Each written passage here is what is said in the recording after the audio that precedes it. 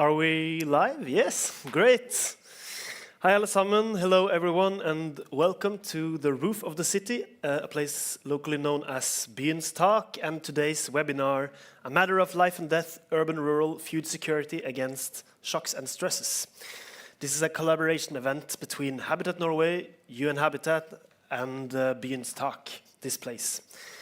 My name is Eilert Berre Ellefsen. I am a human geographer with Rodeo Architecture, who also manages this locale. And I'm also a board member of Habitat Norway, and part of the team behind the events going on up here. So, as you may have noticed, today's event is a combined physical and digital event, and to those following on YouTube, I hope there are many of you. I encourage you to take part in the lively discussions online and feel free to share links to resources and relevant initiatives. I see some of you have noticed that the bars here are open. There will be a break in the middle of today's program for any beer-related needs, and these bars are open until 10. So, the discussion events at the roof of the city usually bring up what we can say are local issues within urbanism and architecture, often focused on Oslo. Today, I am very excited that we will take the global scale as our focus. I'm also excited that we will discuss a long neglected topic within the development field, namely urbanization, food security, the potential of cities, and the roles and implications for the urban poor. This has been made possible due to an internationally put together planning team, and I would like to particularly thank Remy Sitchping, Mark Meruri, and Grace Guthrie in UN Habitat for their inputs and discussions, as well as Professor Maria Reuterswerd, who we will hear more from later, from Chalmers University, Erik Berg from Habitat Norway, and today's moderator, Helene Gallis from Fragment. Not so long ago, I wrote a master thesis on the roles of cities and urbanization within Norwegian development aid. And safe to say, there has long been a reluctancy to discuss or engage with the challenges of cities of the global south. This hesitancy extends to the government's recent strategy for food security, which was launched in November of last year. The ambition of the strategy is to combine policy forces against hunger in order to promote food security. While these ambitions are, of course, important, the strategy does not mention how the combined forces of cities can be utilized to improve food security, nor does it mention how the poorest in the informal sector can contribute to increased self-supply of food. What we know is this: 2.8 billion tons of organic waste, are mostly food, are generated by cities each year. More than 70% of global CO2 emissions each year are produced in urban areas. Town and country can no longer be seen as totally separate entities and sectors, but must be seen as integrated in broader urban areas. As has often been said, the periphery is being urbanized. If you don't move to the city, it will move to you. And over 30% of global food production occurs in urban and peri-urban areas. With cities currently hosting over 50% of the global population, supporting cities in building food system resilience is now more important than ever. I would also like to mention that this webinar would not be possible without an inspiring new international focus on urban and peri-urban agriculture, as well as on strengthening food security. And I would like to especially commend the efforts of the Food and Agriculture Organization of the United Nations, FAO, the RUAF, Global Partnership on Sustainable Urban Agriculture and Food Systems, as well as the Global Alliance for Food Nutrition, GAIN. Their work and reports should be important to donor countries, such as Norway, as well as other like-minded countries. And with that introduction, I will give the word to our moderator, Helene Gallis. Thank you, Eilert. So I am Helene Gallis. I will be your moderator today. I'll be guiding you through travels through solutions and countries and lots of good stories, I think. I was asked by Habitat Norway to moderate this webinar, since I've been working on topics related to this for quite a few years in Norway. But I think I'm also here to learn and be inspired and see how we all can take action after this webinar on bringing these issues even more to the forefront of global discussions. We will start with hearing from Mrs. Bjørg Sandkjær. She is the State Secretary, and she's our first guest. Mrs. Sandkjær represents the Norwegian government and the Centre Party in the Ministry of Foreign Affairs. Her background in policy and development work is extensive and includes many years in NORAD, the Norwegian Agency for Development, as well as having worked in the Vaccine Alliance in Geneva and the UN Economic Commission for Africa in Ethiopia. She's highly regarded for her knowledge on the topics that we're dealing with today, and we're looking forward to hearing from how the Norwegian government currently is working to address these issues and the topics of today's event. So, looking forward to hearing from Bjørg. Dear friends of Habitat, thank you for inviting me to address your webinar on a key issue for the Norwegian government, and indeed a key issue for all of us: food security. Ensuring that all people, regardless of who we are or where we live, have enough nutritious food. And I'm struck by the title of the webinar, and I do think that you're absolutely right. Access to food is indeed a matter of life and death. And food security and eradication of hunger is part of our global action plan, the Sustainable Development Goals. And thinking back to when they were adopted in 2015, I remember how optimistic we were. The number of people who were food insecure was declining. Now we know that the number of people who go to bed hungry every night is increasing. Almost 10% of the world's population, more than 800 million people, have too little food on a daily basis. Now we know that there is enough food in the world, so food insecurity is a problem of access, which means that price and affordability is important when we talk about food access, and food prices are increasing.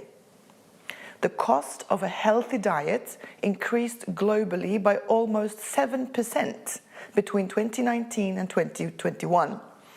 And as averages do, this global average masks great regional differences. The cost increased by more than 5% between 2020 and 2021 in the African region, the Asian region, and in Latin America, but it only increased marginally in Northern America and Europe. Globally, as well as in communities, price hikes affect the poor the most. Now, price is determined by a number of factors, and availability of food is one of them. Global food prices and global food systems, how prices are set when food is bought and sold, is also important.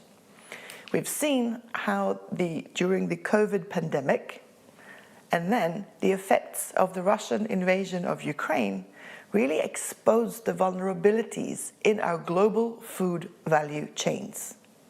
When grain export from Ukraine was stopped, a baker in Senegal or a chef in Eritrea both had to look for alternatives, because both are countries that relied on Ukrainian production for their wheat.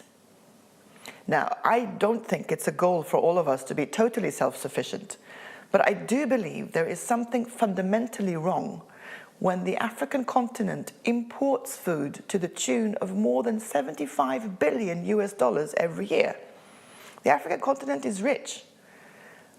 And together with important institutions, such as the African Development Bank, I believe that we can support change so that African countries turn that food production deficit into a food production surplus. Ladies and gentlemen, food is a human right. As Norway, we take a human rights-based approach, integrating human rights principles into everything that we do, including in our food security strategy that we launched about a year ago. The main goal in the food security strategy is to promote climate-robust food production, to support small-scale food producers, and to develop local value chains and markets, both in rural, in peri-urban and urban areas. And as we know that the majority of small-scale food producers are women, our approach also requires a gendered lens. Women food producers face specific challenges, for example, in access to credit or in land ownership, and these need to be part of our efforts as well. Sometimes I'm asked whether small-scale food producers will get us to the volumes that we need to ensure food security. My answer to that is that most food producers in the regions that we work with are small-scale, and this can be a strength, as long as they are organized and collaborate. You may know that we have very good experience with this at home here in Norway, and we see that this model is common in the countries and regions that we collaborate with.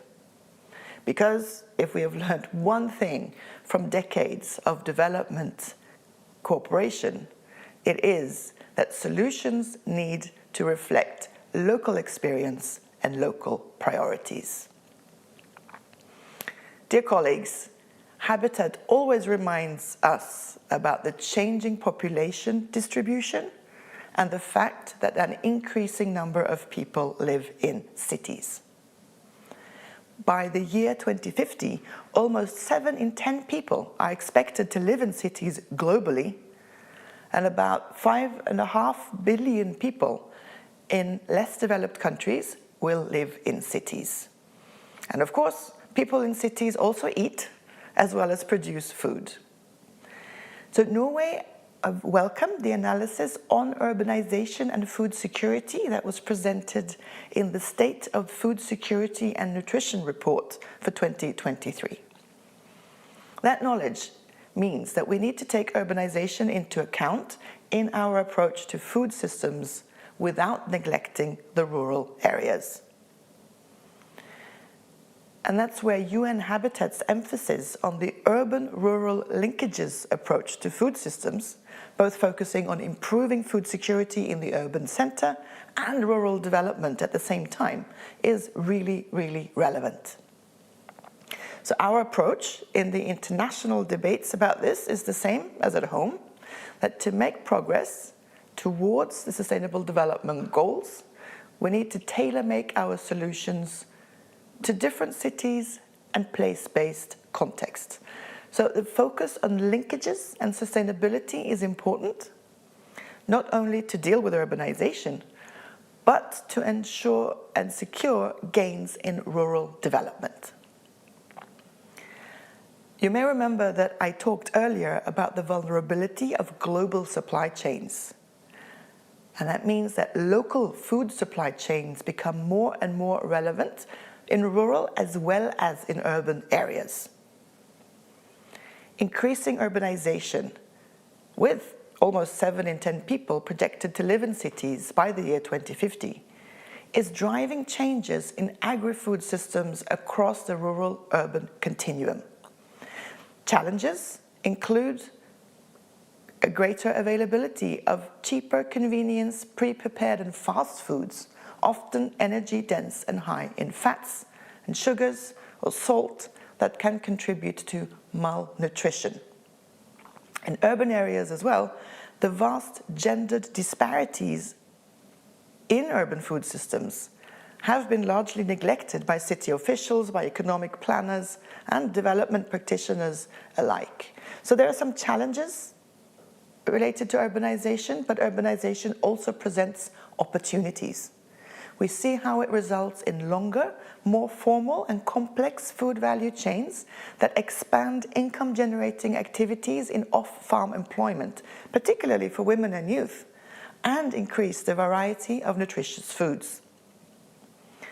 New evidence also challenges the conventional thinking that purchase patterns between urban and rural areas differ markedly. Because although consumption of processed foods is higher in urban areas on the African continent, for example, it only declines gradually when you move to peri-urban and rural areas.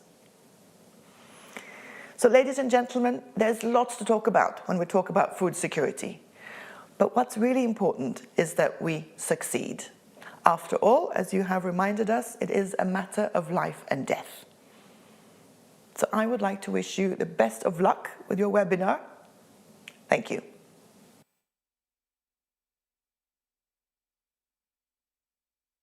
This is wonderful, and it also makes it easy to be on time with the schedule because Björg was very efficient with her messages.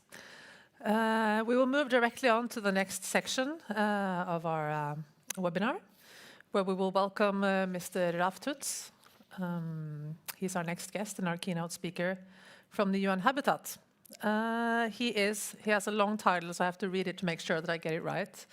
He is the Director of Global Solutions, that's good, the Global Solutions Division of UN Habitat, based at its headquarters in Nairobi, Kenya.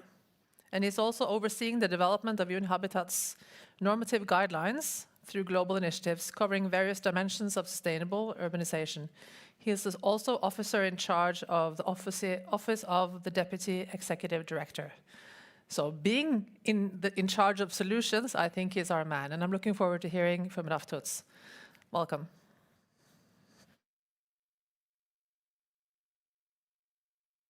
Distinguished guests, colleagues, partners, and participants from all over the globe. On behalf of UN Habitat, I'm very honored to welcome you to this important webinar, which is aptly titled A Matter of Life and Death.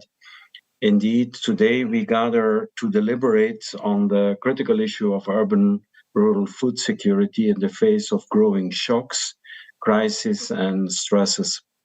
This crucial conversation resonates very well with UN Habitat's mandate of promoting sustainable urbanization while fostering resilient urban-rural linkages.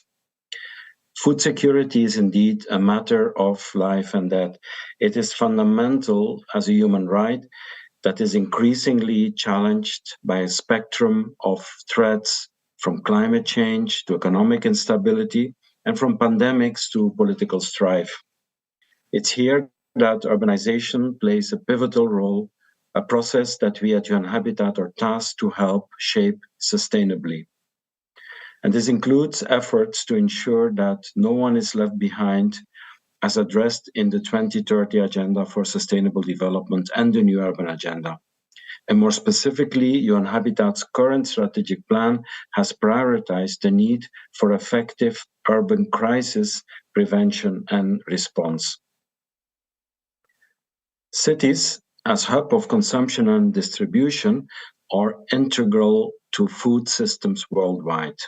However, these systems are only as strong as their weakest link. The urban-rural continuum is a lifeline that, if severed by shocks or stresses, puts millions of people at risks of hunger and malnutrition. For example, 122 million more people faced hunger in 2022 globally compared to 2019 before the pandemic.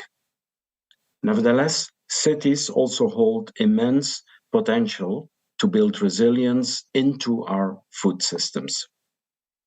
Today, in collaboration with Habitat Norway, we aim to explore the challenges and opportunities further. We are particularly excited to discuss the operationalization of the Norwegian government recently launched food safety strategy and how the strategy, along with inputs from other stakeholders, can contribute to enhancing the resilience of our food systems, particularly in urban areas. The interconnection between urbanization, climate emergency, food safety, and multi-pronged crisis is very clear. Recognizing the critical connection between people, politics, policies, place, and cities in shaping food systems becomes increasingly important. Globally, the United Nations Sustainable Development Group has recently prioritized food systems as one of the 6 transitions towards investment pathways to deliver the Sustainable Development Goals. In this context, our goal is to equip national and local governments and food system stakeholders with the knowledge and the tools needed to make informed decisions, take targeted interventions, and carry out actions that reduce food system vulnerability across the urban-rural continuum. I'm confident that our dialogue today will yield valuable insights and actionable recommendations for strengthening urban-rural food security and food safety. I believe that together we can ensure that no one, whether in bustling cities or remote rural areas, is left behind in the fight against food insecurity. Ladies and gentlemen, I would like to delve a little bit deeper now on UN Habitat's work on urban-rural linkages through food systems. Since the adoption of a resolution on enhancing urban-rural linkages for sustainable urbanization in 2019, UN Habitat has supported 13 countries so far in the localization of the guiding principles of urban-rural linkages. These principles serve as our compass in creating sustainable and inclusive regions where towns and cities do not thrive at the expense of rural areas, but rather in harmony with them. Allow me to share with you how these guiding principles have been deployed so far, including at the country level. We have supported the integration of urban-rural linkages in urban policies at national levels in Cameroon, in Guinea-Conakry, and subnational levels in Zanzibar and in Niger State in Nigeria. We also conducted detailed policy reviews in 7 other countries in Africa, and this revealed that solutions on urban-rural linkages are not a one-size-fits-all. Different countries and territories within the same countries identified diverse entry points to enhance their urban-rural integration. Their policy options varied from mainstreaming urban-rural linkages across departments to defining singular entities responsible for urban-rural development work. We aim to support more countries at national and subnational levels to define their own roadmaps to ensure no one is disadvantaged despite their geographical locations. And similarly, we aim to integrate people-centered approaches with biodiversity-sensitive approaches to territorial development. Our collaboration with academia and government institutions from Cameroon, Kenya, Senegal, and Zimbabwe in research on the food and urban-rural linkages approach resulted in the establishment of a center for urban-rural linkages in Africa. This center is domiciled at the University of Nairobi in Kenya to spur evidence-based solutions to urban-rural linkages in Africa. And this center will also act as an incubator for future urban practitioners who acknowledge the significance of functional urban-rural linkages through collaboration with academia. We have also successfully equipped over 300 practitioners, including physical planners, in capacity development events in Kenya, Burkina Faso, Cameroon, Nigeria, Tanzania, and Mozambique. And they continue to be our change agents for future formulation and implementation of plans and related initiatives. To further enshrine these guiding principles and the framework for action in the development discourse, we have also developed various knowledge products that have been instrumental not only in building capacity and advocacy, but also supporting country activities. These include a guide for mainstreaming urban-rural linkages and urban policies that was developed and piloted in 6 countries. And we have also finalized 3 editions of the Compendium of Urban-Rural Linkages, which is a collection of over 50 case studies from different contexts globally, with many cases dealing with food. The compendiums have not only been a tool for advocacy and sharing knowledge, but also for enhancing and building new partnerships. New stakeholders have expressed interests in sharing their experiences related to the subject through this compendium of cases.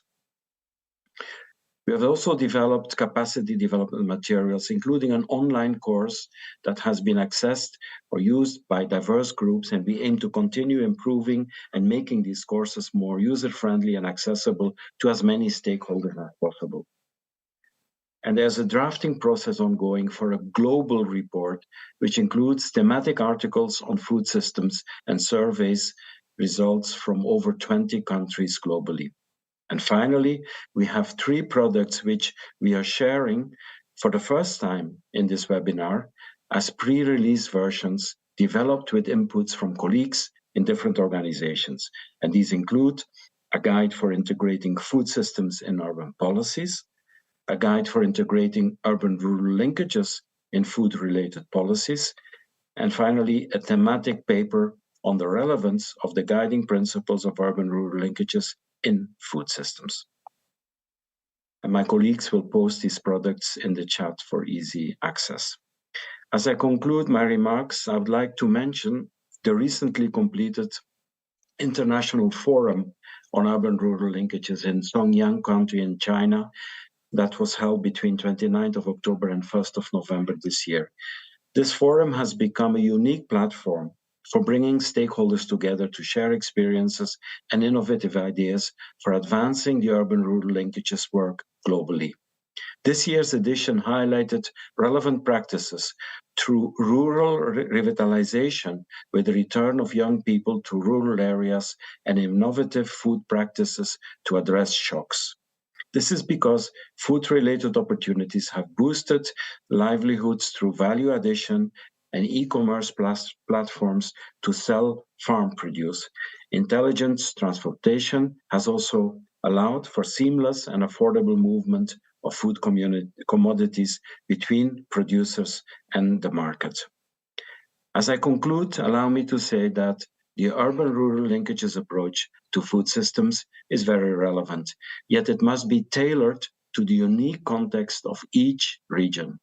As we move forward, let's continue to learn from the experiences shared in this webinar and strive for a world where urban and rural areas are seen not as separate entities, but as interconnected parts of a whole, each contributing to the overall sustainability and resilience of the other.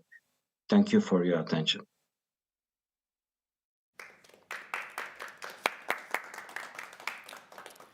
Thank you, Mr. Raf Tuts. Thank you for being the Director of Solutions, and I think also very importantly that you highlight the global perspectives, but the need for tailor-making the local solutions. Moving on from this, we will have, from sort of the global perspective of things, we have a very exciting keynote presentation from Dr. Isis Núñez Ferreira. She's our next guest, and we're very proud to have her here. She works at the World Food Programme as a lead of programming in urban areas at the headquarters in Rome, Italy. Dr. Ferreira is an award-winning urbanist and international development practitioner, working with governments, international organizations, and communities to advance evidence and practice on inclusive urban recovery and development, particularly in informal, contested, or fragile environments. For nearly 2 decades, she's been working on improving urban practices in post-disaster and fragile settings, including Sudan, Nepal, Nigeria, Afghanistan, Colombia, Central America, amongst others. So we look forward to hearing your thoughts. Welcome to Dr. Ferreira. Thank you.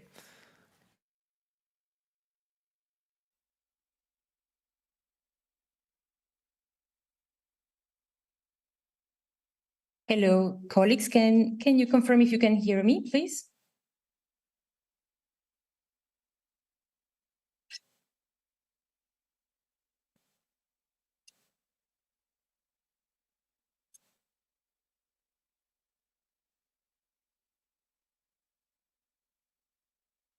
Okay, thank you. Thank you very much for the kind introduction, and especially for this invitation to contribute to this very important discussion. I'm very glad that this is being highlighted more and more especially because of the era of polycrisis that we're living in, how this is affecting those most vulnerable in urban areas. So very happy for the invitation. Thank you again, Habitat Norway, UN Habitat, and VN-STAC for allowing me to join this discussion, and WFP to join this discussion. I'm going to, just for those of you who are not familiar with WFP's work, WFP is the largest humanitarian organization operating or with operational presence in more than 80 countries. We have a dual mandate of SDG 2 of zero hunger, as well as partnership for the goals. We deliver food, cash, and other assistance in emergencies, but at the same time, we aim to focus on sustainable development, promoting long-term change by working in partnership, especially with national governments and with communities. So we have that dual saving lives, changing lives approach to our mandate. Of course, we are here to talk about urbanization, rural-urban linkages, and how this links to food security. It has been mentioned before, the urbanization trend and the scale of that urbanization trend. We know that by 2050, the urban population is expected to grow by 2.3 billion more, or roughly 200,000 people each day. But most importantly, the majority of this growth will concentrate in middle and low-income countries and fragile contexts, exactly the ones where the urban populations have a larger percentage of vulnerable and urban poor. So we know urbanization matters, but for WFP, once we embark in developing a recently launched urban strategy, it was important for us to have a very clear problem statement. We know that rapid urbanization has an impact on food security and nutrition outcomes, but we also know that there are other trends happening in urban areas that are interconnected with increasing challenges of food security and nutrition in urban areas. And these are rising urban poverty, which at the same time is still quite difficult to measure in urban areas. We have a prevalence of inequality. Inequality is more prevalent in urban areas than in rural. We also have a spatial concentration of risk. And I invite you to see a bit on the right-hand side of the screen, this layering of different risks concentrating in urban areas. Urban areas that currently occupy only 2% of the global land area, but host 4 billion people, or 55% of the world's populations. So you can see the importance of having an increasing lens into urban areas. Of course, always seeing the linkages with rural areas.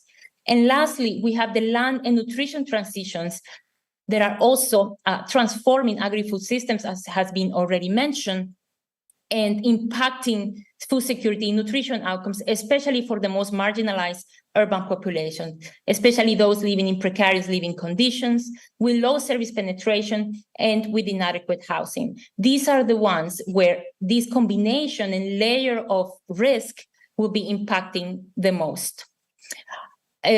People are at the center of everything we do at WFP. And it was important for us with this strategy to really try to understand who is most at the risk of food insecurity and malnutrition in urban areas. We wanted to emphasize the differential experience of urban women, vulnerable urban women and girls, but also to acknowledge the increasing young urban population that are also increasingly disenfranchised without access to opportunities. We also acknowledge the urbanization of displacement, with 60% of refugees and 2 out of 3 IDPs residing in urban areas. We also acknowledge the stunting in children is becoming increasingly urban. There has been progress in rural areas, but in some urban areas, especially in slums, there has been a reverse of progress. And finally, we acknowledge the prevalence of the informal sector, which is what provides a lifeline for many of the urban poor and the most vulnerable in urban areas, up to 87% in some regions, meaning that this large percent of population are also without access to social protection coverage. We also acknowledge that sometimes there is a bias between rural and urban food security. Food insecurity and malnutrition is more prevalent in rural areas. In many contexts, this is true. However, the prevalence of food insecurity we also need to look at it versus absolute numbers. What are the amount of people actually being affected by food insecurity? If we look at the amount of people living in urban areas in precarious conditions and at risk of food insecurity, we will understand that sometimes, even though prevalence is more in rural, the absolute numbers are considerably higher sometimes in urban areas. There's also the myth sometimes that urban populations are better off, which sometimes is true. However, it doesn't mean that because there are opportunities, more services, that populations in urban areas are more resilient to shocks, especially when they are marginalized and when they don't have access to these opportunities, to employment opportunities and to services.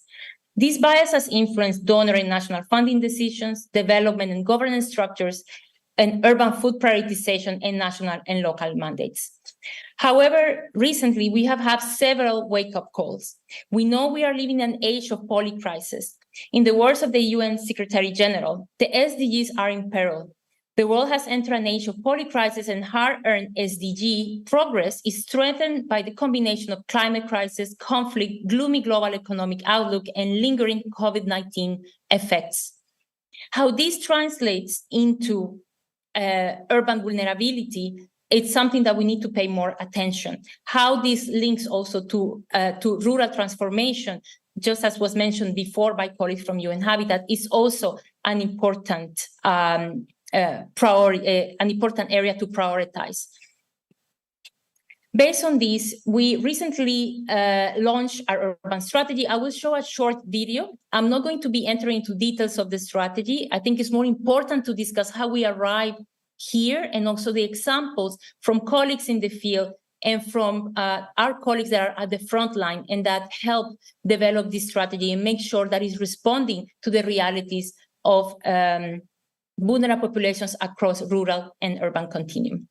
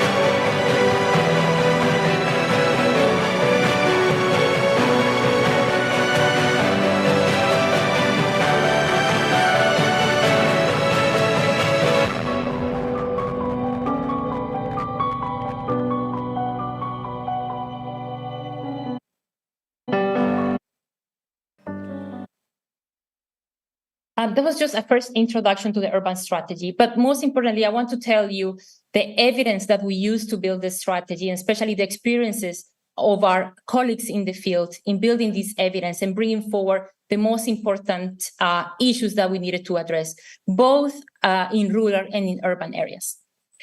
I will show you two different examples from two different regions.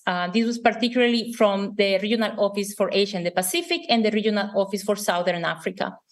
This first example focuses on the evidence that we built during the response to the COVID-19 pandemic to understand how resilient were food systems in times of COVID.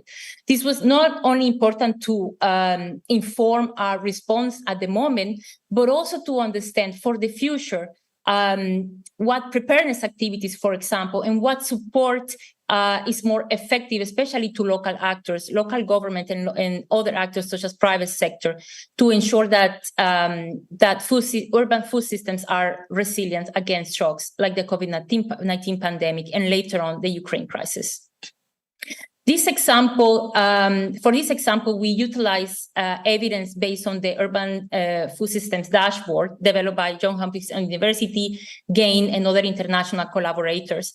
And it focuses, of course, on external drivers, more focus on the macro level factors, but also on 4 interrelated components of the food system, like food supply chains, food environments, individual factors, as well as on food system outcomes, such as consumer behavior, such as diets and nutrition.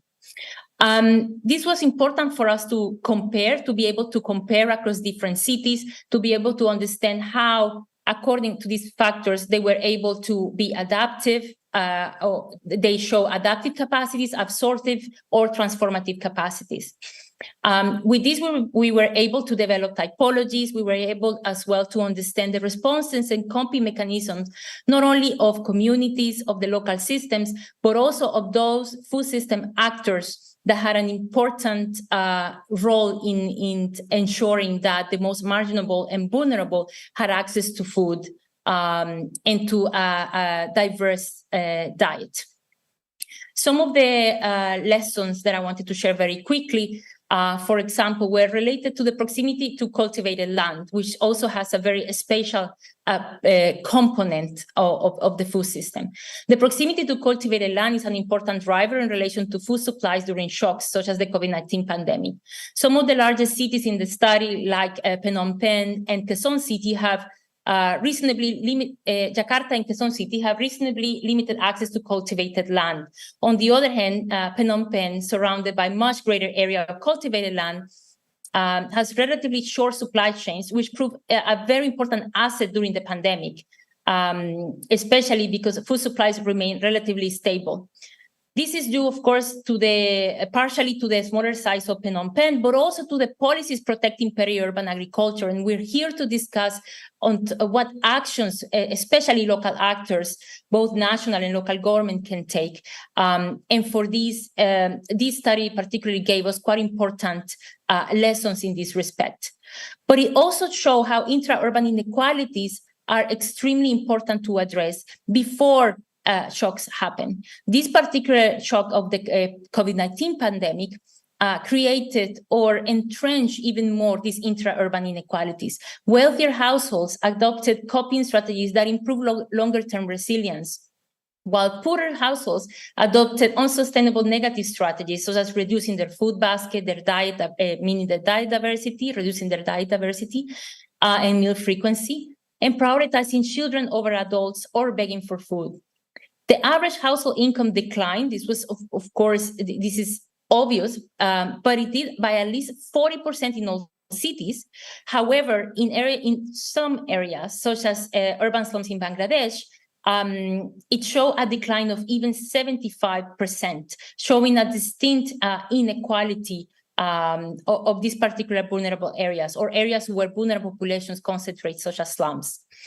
Governments, however, show different capacity to adapt and areas that we need to learn from in order to also support them in this process, both in preparedness activities and during the shocks. Governments adapted, supplemented, and scaled up their existing social protection programs in response to the pandemic, not only to support people who become vulnerable in cities, but also to embed a nutrition-sensitive approach to this support. In terms of food supply chains, the proportion of food sector businesses with most suppliers located within the city was selected as an important indicator of this particular study. All cities except Phnom Penh are more dependent on more distant food supplies from more productive agricultural areas that are beyond the city. In Jakarta and Dhaka, however, successful supply chain interventions by the government and private sector involve a high level, were successful, but involve a high level of coordination between government departments to facilitate permissions, for example, for the movement of goods across cities, showing how important some of these adaptations and these responses were, but also the importance of coordination across different actors. This also applies to us as we also provide support within this ecosystem of actors. And finally, at the more local level, many small and medium enterprises were unable to access financial support and technical assistance. We're facing extreme scarcity in this respect. However, they show different capacities and ways of adapting, including diversification, online sales, and home deliveries, of which we extracted lessons also to understand how we build upon these local systems during our response and how we support them rather than duplicate efforts. Moving to the example from a completely different region in Southern Africa, this example focuses more on urban preparedness. In order to address challenges of food insecurity and malnutrition, it is absolutely impossible for one single organization to address this huge challenge. It's very important to understand what countries are doing and also especially invest in urban preparedness. Preparedness pays off, but we need to invest on it, particularly within WFP. This is an area that we see as an important priority. As part of this, we focus our efforts on Lesotho, Madagascar, Mozambique, and Zimbabwe. In the description of this event, there's a lot of focus on this layering of shocks, compounding shocks, creating this poly-crisis that we're experiencing in many of these contexts. For example, in Mozambique, we have an additional layer of conflict, while in Zimbabwe, we have an additional layer of chronic economic concerns and crisis.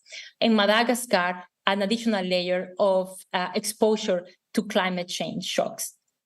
In this case, we wanted to invest our efforts on closing the vertical coordination gap, supporting the different levels of government on coordination efforts, and translating national contingency plans into locally relevant emergency operation procedures. We were also very interested in understanding how can we understand better vulnerability in urban areas? How is food security measured in urban areas as well? And of course, the programmatic aspect of this project and this evidence building was to strengthen urban cash preparedness. The project was implemented in 4 countries. 12 different cities were assessed. It was a very participatory approach and multi-sectoral and interdisciplinary. This is very, very important when looking at urban food security. It relates to different sectors as they can have different impacts on urban food security and nutrition as well. We engaged over 1,800 urban stakeholders, all the way from communities, civil society, and different levels of government, as well as private sector. Some of the regional findings that are important for this discussion as well, and I want to really emphasize this, is that we need to think of a different urban vulnerability framework. National frameworks across the countries that we supported and that we collaborated with were heavily focused only on food insecurity, reflecting a rural bias that I discussed before. In this case, it didn't reflect the multidimensional approach that is needed when we're talking about vulnerability in urban areas. It needs to reflect the fact that families, households in urban areas, especially those in vulnerable situations, have to balance out paying for school fees, paying for health, and thinking if they can eat and how many meals they can have within a particular day. This multidimensional approach was not necessarily reflected in national frameworks of vulnerability.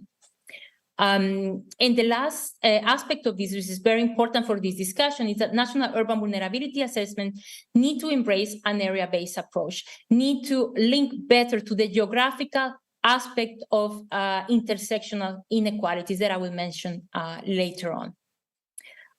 So for this purpose, within this project and in very close coordination and collaboration with local stakeholders and the government, we explore a renewed approach to vulnerability in urban areas, one that reflects those intersecting inequalities I mentioned before. We know that different characteristics of people make them more vulnerable to food security, to food insecurity, and to malnutrition. But we also know that it's important where they live, where they are located in the city, and what opportunities they can access within that particular location.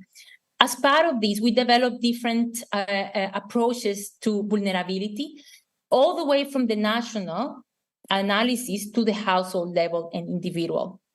This included a geographic targeting. Where are the ultra vulnerable located?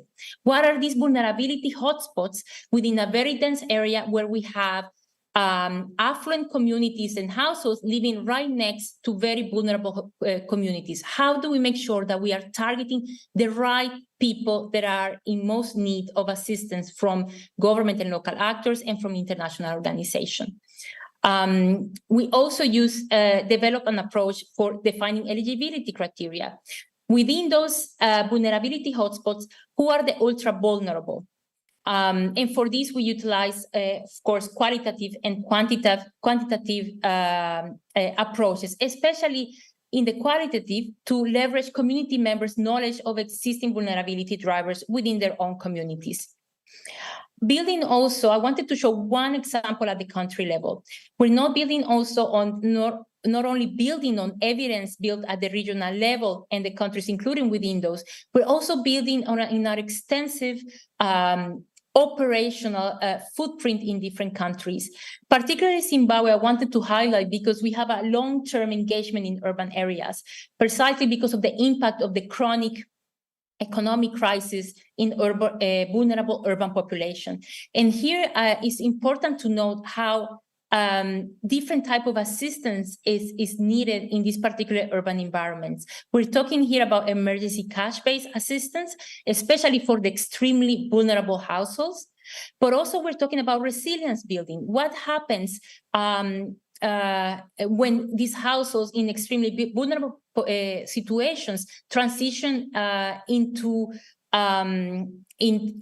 a situation where they can start investing in their own resilience capacities. So in this particular context, we have invested in layering emergency cash-based assistance with resilience building initiatives. As I mentioned before, preparedness is extremely important. And here we have focused efforts on strengthening urban disaster risk management and its coordination with urban domains at the local authority and community levels. And very important, the people-centered approach. We have to consider that intervening in very dense urban areas can have unintended impacts. In this particular case, we're also very careful of having a protection lens and making sure that our interventions are not exacerbating the situation, especially of women in urban areas, and making sure that our programs have a nutrition-sensitive approach embedded in them as well. To finish my presentation, I wanted to give a more forward-looking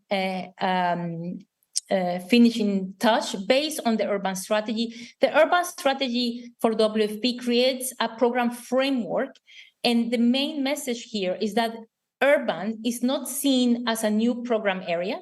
It's seen as a context where our mandate and where our different programs need to be adapted to respond to the vulnerability that is particular to populations in urban areas, and that also responds and that also establish linkages with the work that we already do and that we are well known for in rural areas. Just to show you very quickly, and you're very invited to read the strategy online, we were very careful to understand how our role adapts when we are operating in an urban environment. In this case, we are acknowledging that urban environments have a larger ecosystem and layers of local actors, but also other international organizations like the ones present today. We need to be able to coordinate better, to leverage our different added value and comparative advantage, and work together to address the increasing challenges in urban areas. Our role in urban areas will be, to a large extent, an enabling role, supporting the local systems, particularly national and local governments, in the support that they provide themselves to their own populations in need. But we also put a note here that it's important to have an influencing role. There's much more to know about urban vulnerability, urban food security, and malnutrition. And with leveraging our data and analysis capacities and the capacity to convene actors around this topic, we want to take a more influencing role in this area as well, and bringing actors together and contribute to platforms like this one today. For the forward-looking aspect that I mentioned before relates to 5 key shifts in program policy that we identify while developing this strategy. And these 5 key shifts are enhancing urban partnerships, enhancing the way that we measure vulnerability and that we measure food security in urban areas, having a more people-centered targeting approaches to make sure we are identifying the most vulnerable in urban areas, leveraging rural-urban linkages, an important aspect of the discussion today, and use this to transform food systems. And lastly, integrate better our efforts with urban and territorial development efforts, such as the ones spearheaded by UN Habitat. I want to pause here particularly to emphasize the importance of making urban food security and malnutrition visible. There's a lot to be done in terms of measurement of food security, because right now it's largely rural-centric. Some of these indicators do not apply to the realities of people in urban areas. And also, as I mentioned, and you saw in the examples I showed from Asia and the Pacific and from Southern Africa, intra-urban and disaggregated data is key to uncover these high disparities within urban areas. In terms of targeting, it's extremely important for us in the current situation where resources are decreasing, but people in vulnerable situations and crises are increasing. How do we make sure that we're utilizing the resources in the most effective way and that we really reach those that are in most need of assistance and support? And lastly, the topic of today's webinar as well, we realize the tensions between the increasing demand for food concentrating in cities, while rural areas are being affected by the expansion, the urban expansion and encroachment, and the loss of global croplands and productive land. We know that rural-urban linkages are extremely important, and to strengthening those, and that we have a role in strengthening those linkages and making sure that our interventions in both ends of the spectrum actually support each other. Just to finish, I'm going to you wanted to show you a bit of the opportunities to leverage in cities, particularly for us. It allows us to leverage the capacities existing in cities from the different local actors, the presence of the private sector, and the capacity and innovation present in urban areas. But also it allows us to advance WFP's cross-cutting priorities, including gender transformation and accountability to affected populations, particularly because of the opportunities that cities bring for upward mobility, access to markets, institutional services, and social infrastructure. I'll stop here, and thank you again for listening, and happy to answer any questions you may have. Over.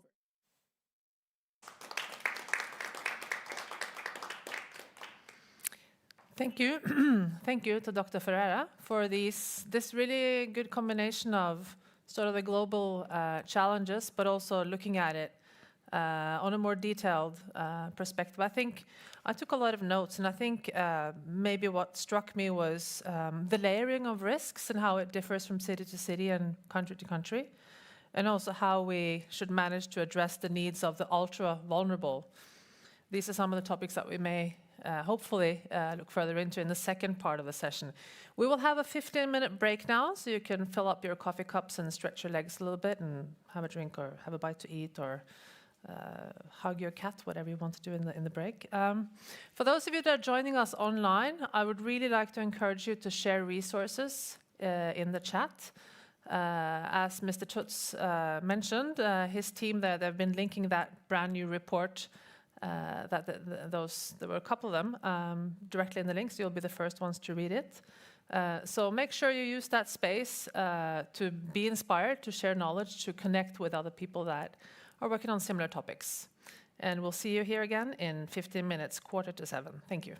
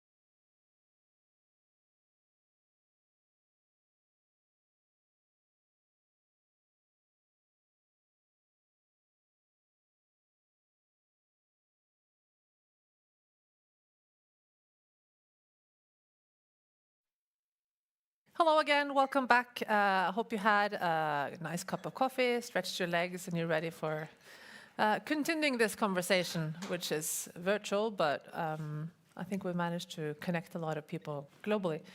So we have a really interesting global showcase now. We're looking directly into good practices. We will hear from Mr. Silire Luka from Malawi. He's the Executive Director at the Center for Community Organizations and Development. Then we'll hear from Mr. Joaquim Langa, the National Director of Land and Territorial Development at the Ministry of Land and Environment in Mozambique. Then we'll go to Kenya to hear from Professor Isaac Mwangi Karanja. He's the Director of the Center for Urban-Rural Linkages in Africa. And then we will get insights from Ms. Deneke Onema. She's the Executive Secretary at UN Nutrition. And then following her, we will hear from Ms. Anne Trevenant-Jones, who's the Program Lead for the Food Systems Governance Program at GAIN, which stands for the Global Alliance for Improved Nutrition. And then Dr. Maria Nyström Reuterswärd. She's a researcher at Chalmers University in Sweden. So we will start directly with heading to Malawi, to Central Africa. And welcome to Mr. Luka. Thank you so much. A matter of life and death is the title of our presentation today. This is coming at the right time with what is happening here in Malawi. The Malawi Vulnerability Assessment report has just come out, and it shows that 15% of our population is going to go hungry. That will translate to about 3.5 million people will be living without food from now to March or April next year, when we'll be having our next presentation. So it's a number of factors have contributed to this, and climate change is one of those factors, because as we all are aware, Malawi as a country was affected by the cyclone Freddy that destroyed a lot of acreage for food. And the country was just also recovering from other crises. So it's an issue of managing multiple crises. By the end of the day, it is the food aspect that is being affected. As the moderator has said, my name is Silire Luka. I'm from Malawi. I work with the Center for Community Organization and Development. Primarily, we are an institution that supports rural and urban poor, which much focus on the urban poor. And our responsibility or our core mandate is to organize people into groups. And mainly, our main tool of organizing these people is to put them in savings groups. Most of our members are women, with a minority members of men. We're also working with young people. So as we are saying, savings is part of our work. Why savings? Because the majority of these people are not provided with formal banking services. So savings in their community will provide a sort of credit history where they can go and borrow funds for different activities. But what we have seen is of late, food is at the center of the savings. So we want to demonstrate here how savings and the credit will contribute to improve the availability of food, but also health. But there is also a linkage between, want to demonstrate the linkage between the rural and urban food supply systems. So what we have seen through our work is savings and the access to credit for these poor people is giving them an opportunity to diversify their income. So access to credit allows households to invest in other income generating activities. So a diversified portfolio makes it easier for them to increase their income and be able to access food.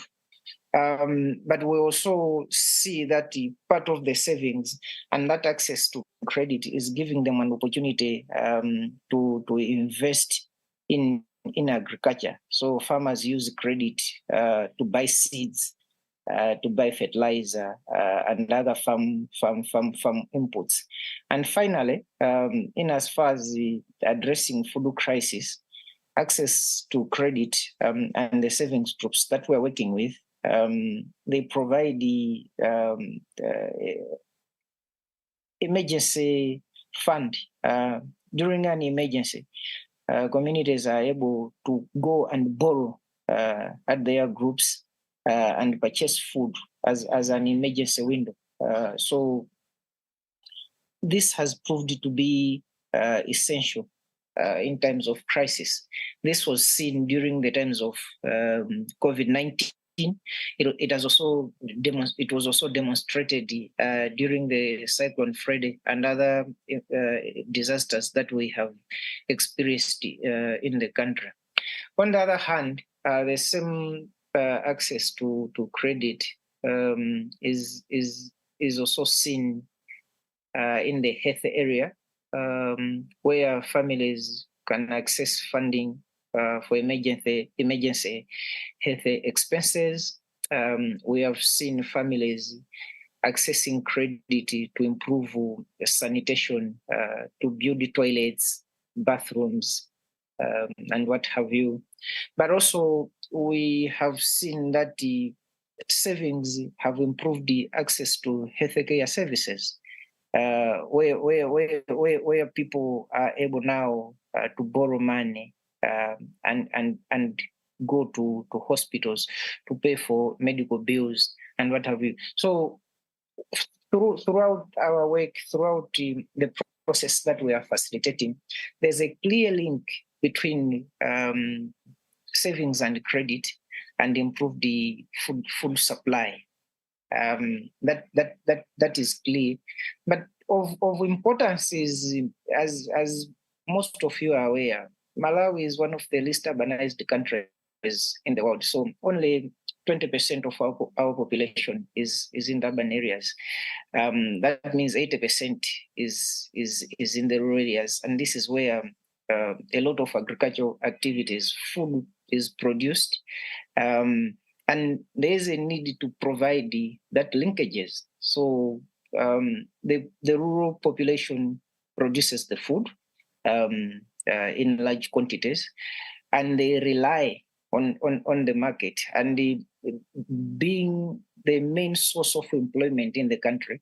That means agriculture provides maybe 80% of our income, or poor people's income, and that market is provided for in the urban areas. So there's that link that the rural areas will have to producing the food, and the urban areas or the urban population is the source of this food. Over the years, there have been initiatives that are supporting communities to adapt or to mitigate to climate change. I'll explain 3 of those initiatives. The government and the its partners are providing capacity development to farmers, both in the rural and the urban areas. So that capacity development is providing training and education to farmers, offering extension services, which is key, because this is where the capacity is needed, and the extension workers will provide that support to farmers. But what we have seen is we do not have enough extension workers, and also there is so much reliance on the old methods of providing such extension services. It is important that moving forward we adopt new systems that will support farmers remotely, like the use of cell phones, the use of radio, but also now with the proliferation of the social media, it is important that the agriculture sector should take advantage of that and disseminate various information to farmers using those platforms. Farmers are also being supported with the climate resilient crops. We have seen government partnering with different research institutions, the academia, to produce better varieties that can adapt to change or to the changing climate conditions. So there are all sorts of initiatives that are taking place.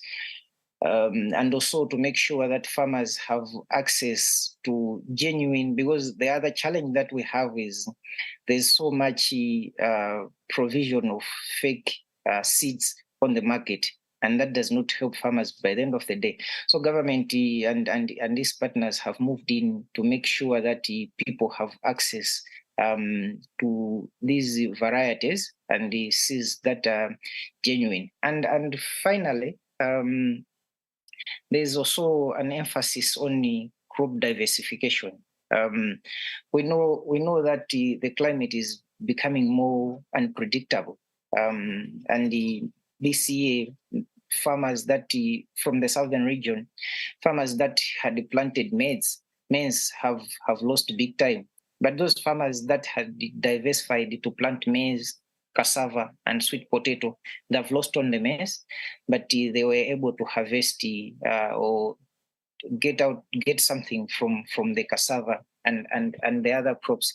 So it is also another area that government is strengthening to make sure that people are diversifying their farming activities. So in a nutshell, because I have 3 minutes, in a nutshell, there's a clear link between savings and credit and food supply. And this is demonstrated, or this is key in urban areas where people do not have land for farming. So they depend on the market to buy different food items. And how do they get food items with their erratic sources of income? Then that's when the savings and access to credit becomes handy. It has been demonstrated that those families that do not belong to any grouping or saving group are faced with various challenges when the lean season comes, because then they cannot borrow money. They do not have that source of income, and they do not have another alternative to borrow money. As a result, families are going hungry, and kids are being affected by the end of the day. Thank you so much.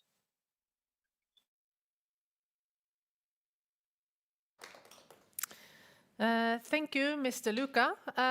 Now, thank you for your insights, especially I think about the importance of credits.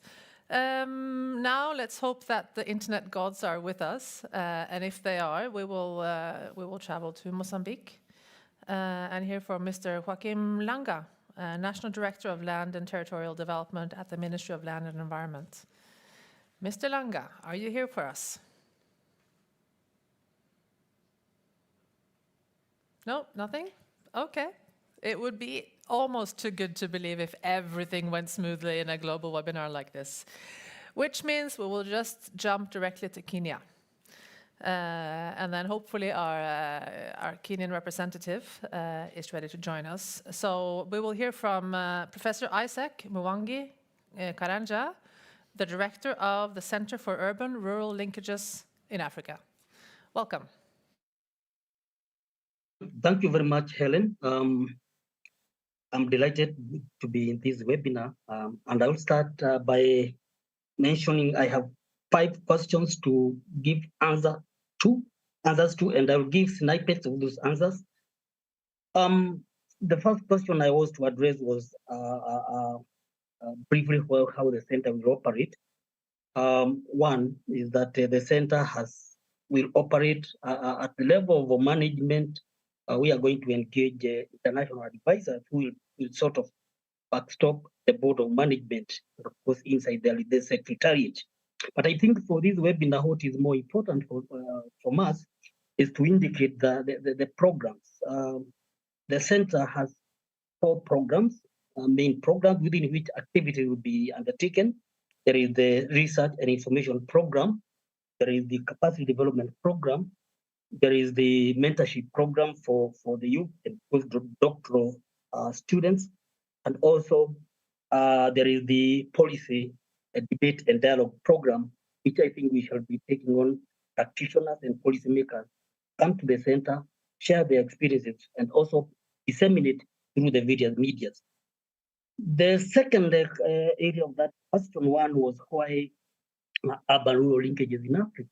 I think this is a very interesting question because rural-urban linkages in development were always subsumed to the general development practices of regional development. But over time, they were looked at. Urban and rural linkages were never seen seriously as functional and a synergetic relationship. But always the issues were that there was a dichotomy between the urban and rural areas, and therefore these were competing sectors of the economy and society. But recently, with what Raf Tuts said earlier from 2019, with the looking at the role and function of these linkages, then we have a reason to say they now provide a very useful track for sustainable development, particularly in trying to understand the tangible in terms of food, people, goods, and so forth, and so also intangible finances, information, technology, the flow between urban and rural areas. This now provides a very useful track in terms of deepening and anchoring development in the African continent.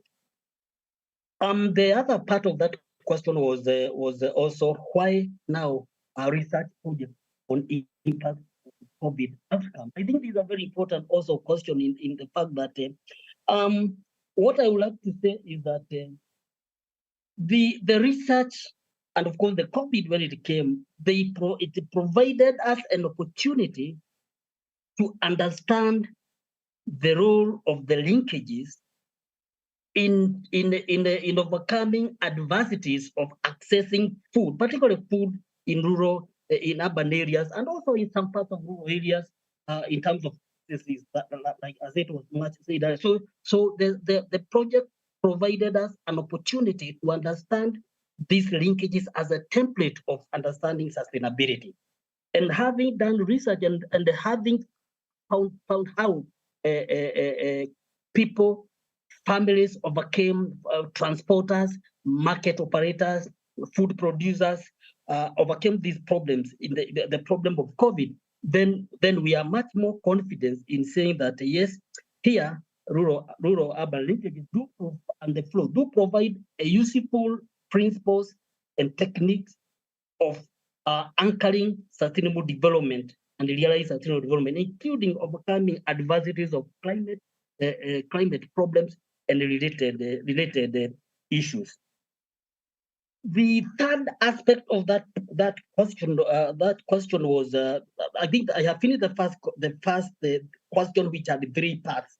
The second question was how will the center contribute to address the issue also food and climate crisis in urban and rural areas. I think here the 4 programs research, as Raf did indicate, will provide researchers an opportunity, a platform of ground truthing the realities in terms of generating information that will be disseminated through publications. But I think also the capacity development program, its activities will provide us the avenue for outreach. You will note that most research centers and the academic universities, many organizations do not have a way of disseminating or reaching out to the users of the information, to the users of their innovations. So the capacity development program do provide an opportunity for the center to share experiences that we gain from research, from mentorship, and also from policy making, and share it and engage communities so that we are able to get to real stakeholders in the process of development as far as relationship of urban and rural areas are concerned. The last question was on how can other countries, country partners with the center. I think this one are quite interesting because really this is a regional center for Africa. But as I said much earlier in the opening remarks, we are going to engage international advisors as the first level of partnership.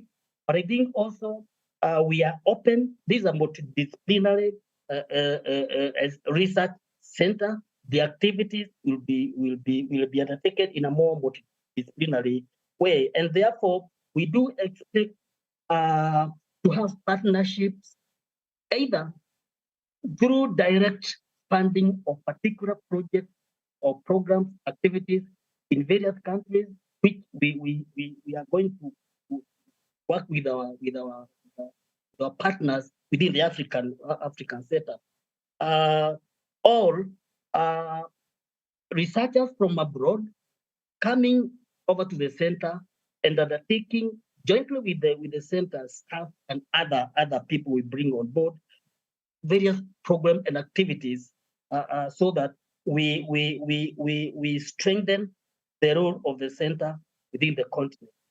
I would also like to say we have in the center created two chairs. There is a chair for research in residence, and there is chair for policy debate and dialogue, which we do expect that our partners they provide good, useful platform for joining us and being with us around, and also for funding purposes. One of the things I would have wished to say is that the center has been established by the university as a self-sustaining center. So the funding and the working with the partners to have value for money in the various activities within the 4 programs will be very, very key to the success and also to the realization of the vision and the mission of the center. So partners will be engaged, and I think this forum is part of that endeavor of the center, trying to find out who can we work with. And from the presentations, there are quite a number of presenters who I think we have a chance to get into partnership, either coming to the center or funding programs out there where the center's staff or the center's resources, human resources, are deployed out there. Let me, for example, demonstrate. Today, I received a communication from Tanzania, and that they would like the Urban Studies Center would also like to collaborate with us. And for example, if either the funding can come through us or through them, we are going to work with those kind of centers. We as I conclude, the center's activities were undertaken originally by 5 countries. Director Raf Tuts indicated Kenya, Cameroon, Nigeria, Senegal, and then Zimbabwe.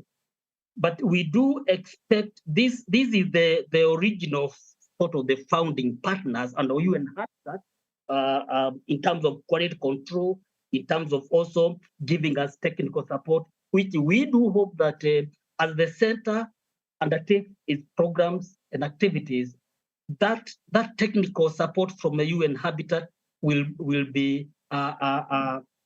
continue and will become a key feature of the center's operations. So beyond the 5 is that started undertook the original program. We are going to expand to other countries. I hear we have heard from Malawi. We are already proposing we start with 3. We bring on 3 other countries, and I hope as we go on developing and working from within the center, we should be able to have more partners coming on, not necessarily from only Africa, but also from other countries worldwide, because we think the best way to realize the objectives of the center in terms of making urban and rural linkages is a key track in realizing sustainable development. Then the partnership has to go beyond Africa, even though the name is urban, the name is a center for Africa region. So I would like to stop there briefly, and then perhaps we can proceed. And I hope I will be hearing more from colleagues. Thank you very much.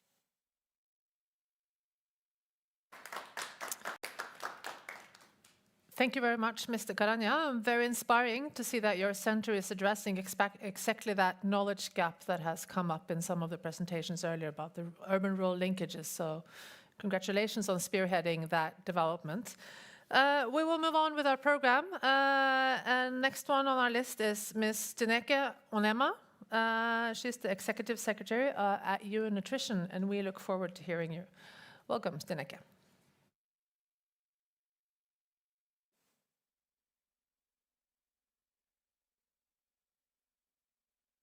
Can you please confirm you can hear me? Perfect. Thank you so much. I was a bit worried before joining this, if you would be able to hear me. So thank you so much for being part of this webinar. It's extremely interesting. I've been listening carefully and learning a lot. And what I appreciate so far is that, you know, we speak about urban issues, but immediately in the context of rural-urban linkages. And as the colleague from WFP so cleverly explained, is that if we don't have those linkages right, then both urban and rural areas will suffer. So we have to work on that. Allow me to say a few words about where I come from UN Nutrition. UN Nutrition is the UN mechanism to coordinate for nutrition. So it's not really a separate entity, but we work through and with our members like WFP, like FAO, UNICEF, WHO, but also UN Habitat, UN Industrial Development, etc., to work coherently and consistently together in order to eradicate all forms of malnutrition. And in order to do so, we have a few areas where we really collaborate. And one of those areas is knowledge management. So in that capacity, we track emerging issues, so issues where we feel there is a lot of discussion still needed in order to really get a solid understanding. And one of those issues, obviously, is urban-rural linkages or rural-urban linkages, if you wish. The agenda we try to work with is quite large, as you can imagine. If you work with nutrition, it's everywhere, and you could try to connect many sectors. So in answering one of the questions that was asked to me, I can say that we have a few priority areas. One is healthy diets from sustainable food systems, and another one is nutrition fragile context. So that brings me to the questions you're asking me, nutrition and fragile context. But also underlying to those is governance for nutrition, and then we get to multi-level governance, to horizontal and vertical governance areas, and that's also where these urban-rural linkages will, let's say, pop up almost. So going back to healthy diets from sustainable food systems, or some people prefer to speak about sustainable healthy diets, I think that one is interesting, because if you look at the criteria or the principles of healthy diets from sustainable food systems, it always looks at, if you want to promote those healthy diets, it looks at first at what people are used to eat. And of course, what is good for them, what is a healthy diet. And often, well, not often, per default, when, for example, FAO develops food-based dietary guidelines, they look at what is available, what is affordable, what is acceptable culturally in a certain context. So a diet should be context specific, and therefore it has a territorial part in it. It's connected to a locality, and that brings me to territorial approaches. And within that, it's of course needed to also look at urban rural linkages, and that's in that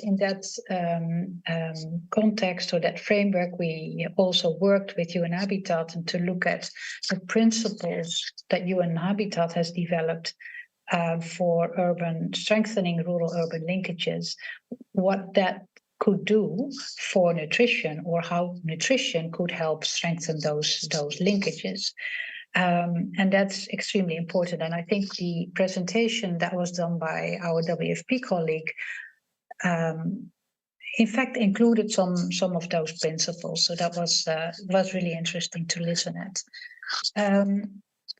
Then zooming into fragile contexts, one of the topics of this webinar, and looking at urban-rural linkages and looking at what nutrition, what we can do about nutrition there is, as UN Nutrition, we try to look at the topic, first of all, well, throughout everything, in a fragile context, you need to help out people. You need to protect vulnerable people. Everyone has a right to food and a right to health, and you need to save lives even in certain situations.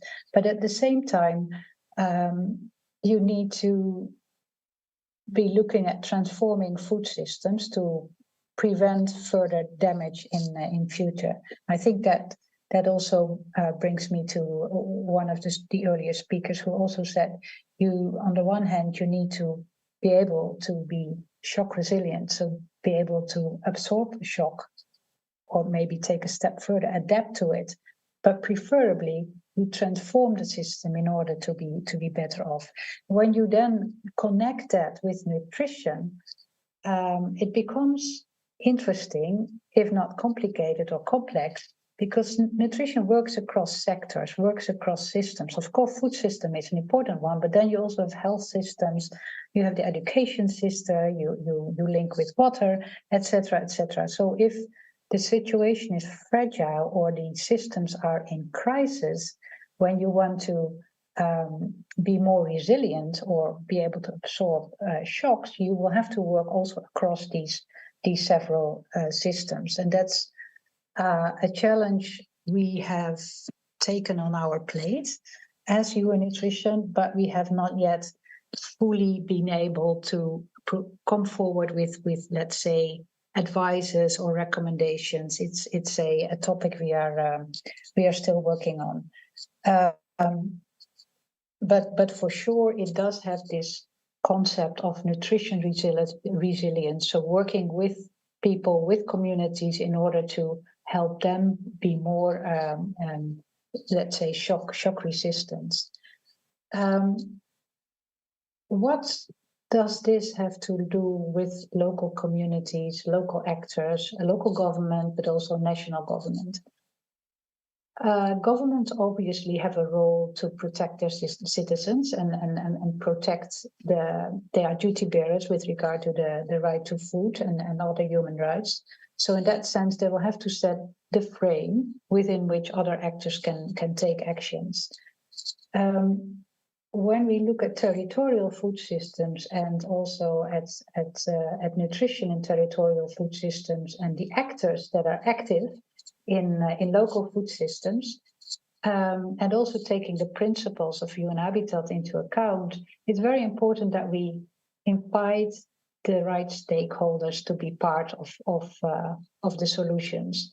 Earlier speakers already mentioned quite a few very interesting examples.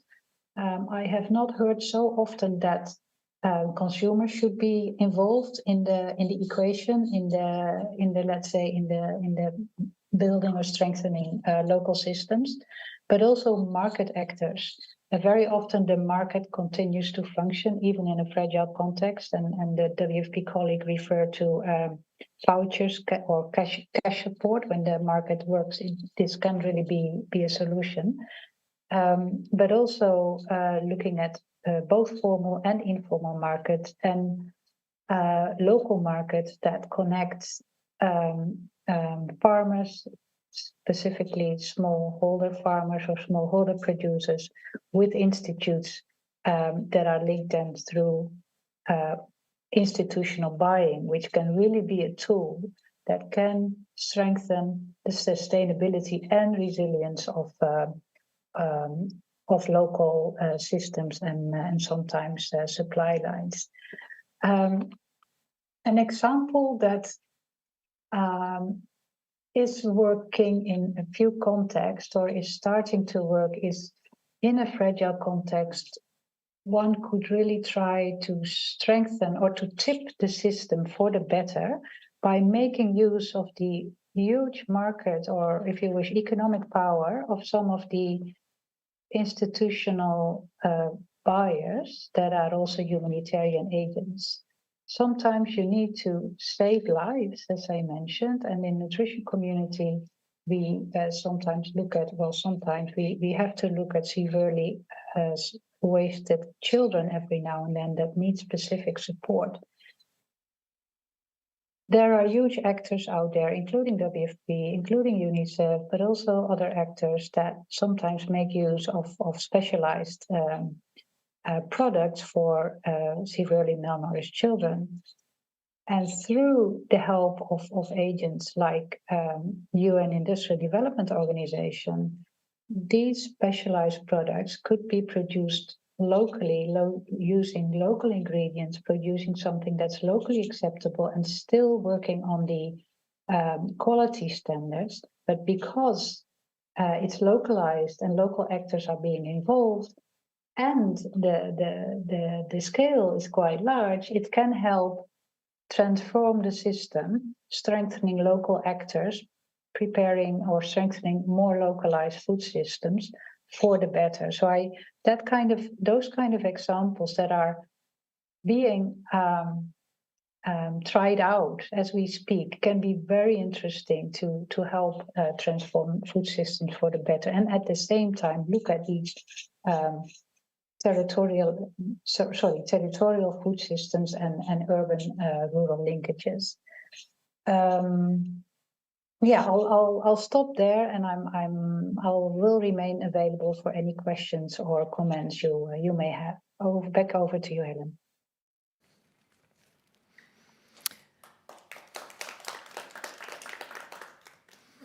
Thank you, Stineke, and especially I thought it was very interesting the last points you had about localizing the global stakeholders in the UN family and how they work to also build resilience in their purchases. We're moving on now to Ms. Anne Travanen-Jones. She's a program lead of the Food Systems Governance Program at GAIN, Global Alliance for Improved Nutrition. So, Anne, take it away. Thank you.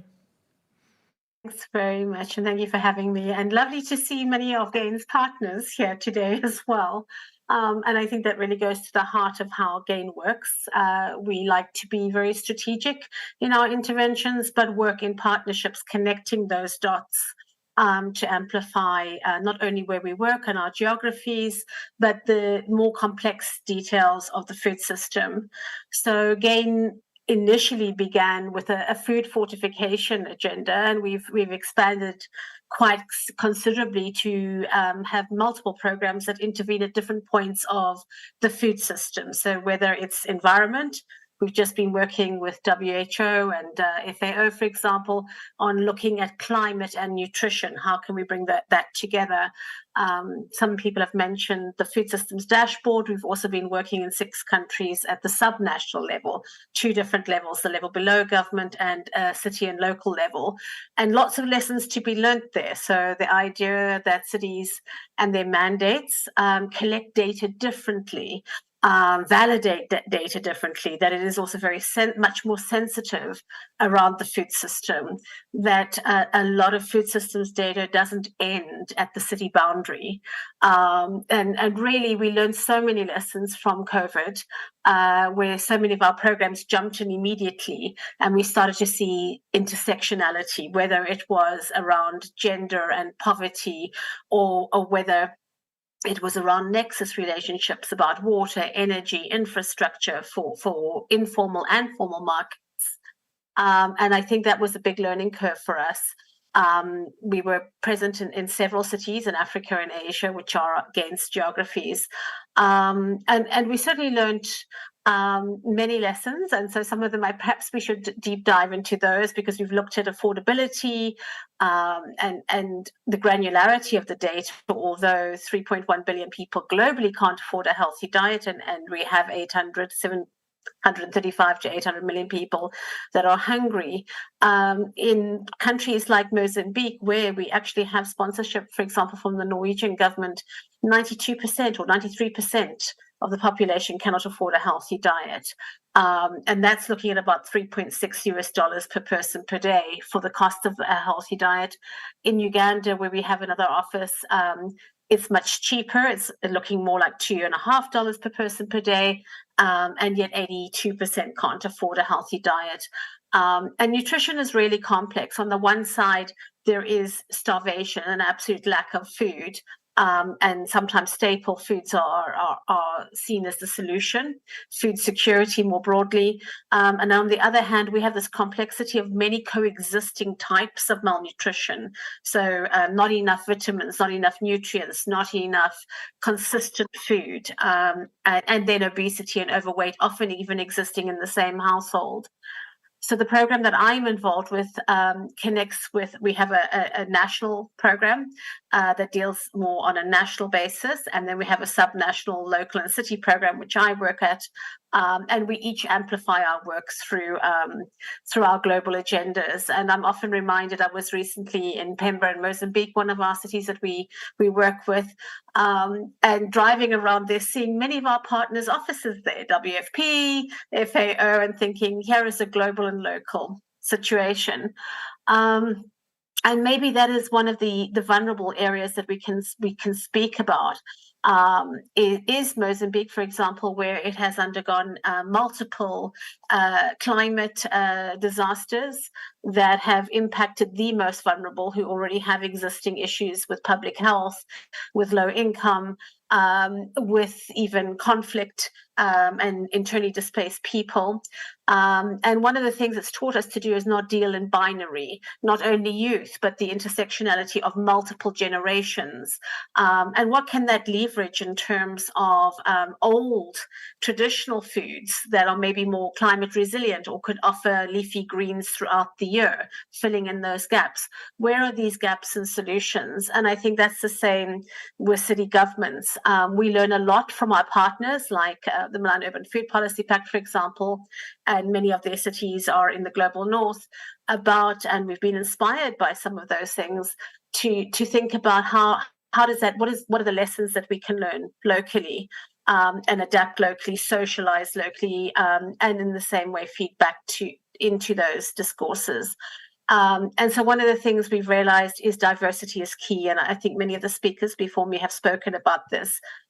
Diversity, diversity, diversity. So diversity in systems, diversity in food that is grown, diversity in short and long and rural urban value chains, but thinking beyond the value chain idea. And that is something we've really discovered in our fieldwork.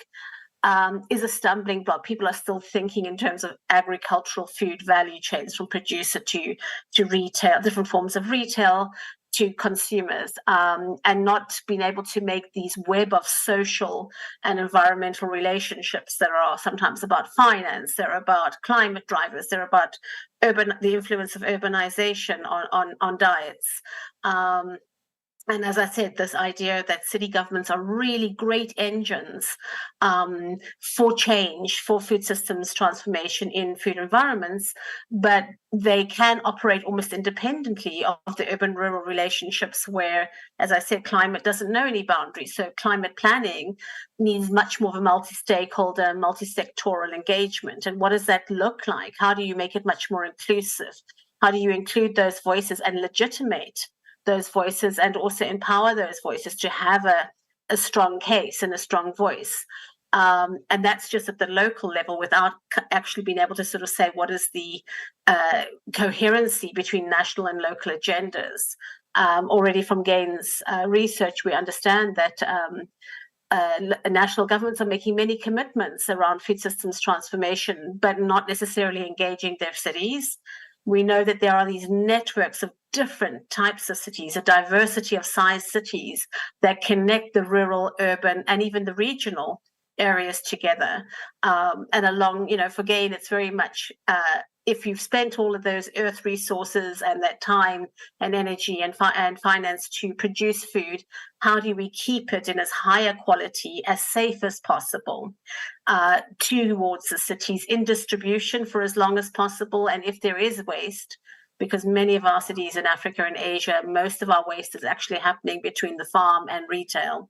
How does it circle back in to a healthy, sustainable production system that is also good for livelihoods? So for us, it's very much about food degrading means poor quality nutrition, means a loss of food and income for people. And we realize that many of our communities, obviously poverty is a big issue, and they are tending to be the most poor, most vulnerable to different forms of malnutrition. The informal markets, but also the intersectionality with the formal food sector is a key intervention point. And in Mozambique, we've looked at not only rehabilitating existing markets, new markets, looking at hybrid models, because a market is much more than a place where vendors and consumers meet. It's a place of conversations. It is really place-based. And it is a way of shifting and pushing and pulling, not just having food move into the cities, but actually how can messaging go back, whether it's about food safety, whether it's about diversity of crops, how can that relationship be tightened up? And we see city and local governments being useful in terms of leveraging, convening, public procurement, certainly in some of our sub-Saharan African countries, not all of them, and Asian countries don't always have the food school meals agenda, but far much more about services, about relationships, about redefining food relationships that are not only service orientated and fees orientated, but have a public good perspective. And the other thing, of course, we have found in the markets is that everybody comes to town in the markets. We have multiple levels of government and multiple sectors in the markets all engaged. So we see lots of potential for change. And for local agency, I think that's perhaps something that hasn't maybe been brought up strong enough today, is really sort of saying to people who are in the field, what do you know? Tell us. We know some things, and there's different forms of knowledge. How can we work with you to find a solution that works? And that's something we saw in COVID, is these micro solutions that are really practical, that can be sustained, that do require effective partnerships, but more evenly balanced, inclusive partnerships, a better understanding, not necessarily of the barriers to women, but also those the gendered balances. So we have markets which are fully run by all female committee members, and we have markets that are, for different reasons, all male committee members. But it's much more about bringing the gender dialogue together, and the intergenerational dialogue, and the sharing and the growth of those benefits. So at the same time, while the challenges before us are really huge, we see so many opportunities, but really set in that local agency, but also having national governments and the global community much more aware of connecting the dots amongst each other, sharing tools, really recognizing that poverty, while devastating, there is still agency amongst the poor communities, and there is still a lot for us to learn. And there are things that we can learn from other cities about knowing your communities having equitable food councils or strategies. And the other one is just not assuming that everybody understands food systems versus agricultural value chains and really key topics like that. So I will probably end it there, other than sort of talking about innovation and technology being key things that can scale activities. We just have to look at women's savings groups, which I think WFP also knows about, and that model of trust, that you can't actually expand it beyond a certain number of people, but you can actually repeat that model. And the same with organizations that share information digitally or use community radio or use digital finance like M-Pesa for these small transactions, and which are billion-dollar businesses. So it can be a philanthropic and a business model. So probably end it there. Thanks very much.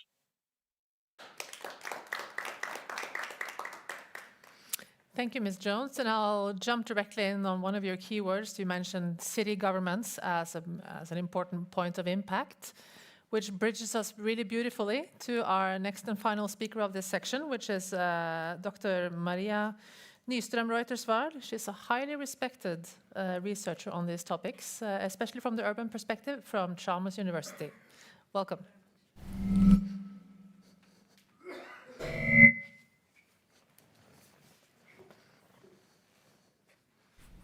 Är ljudet okej? Ja. Tar du fram bilden?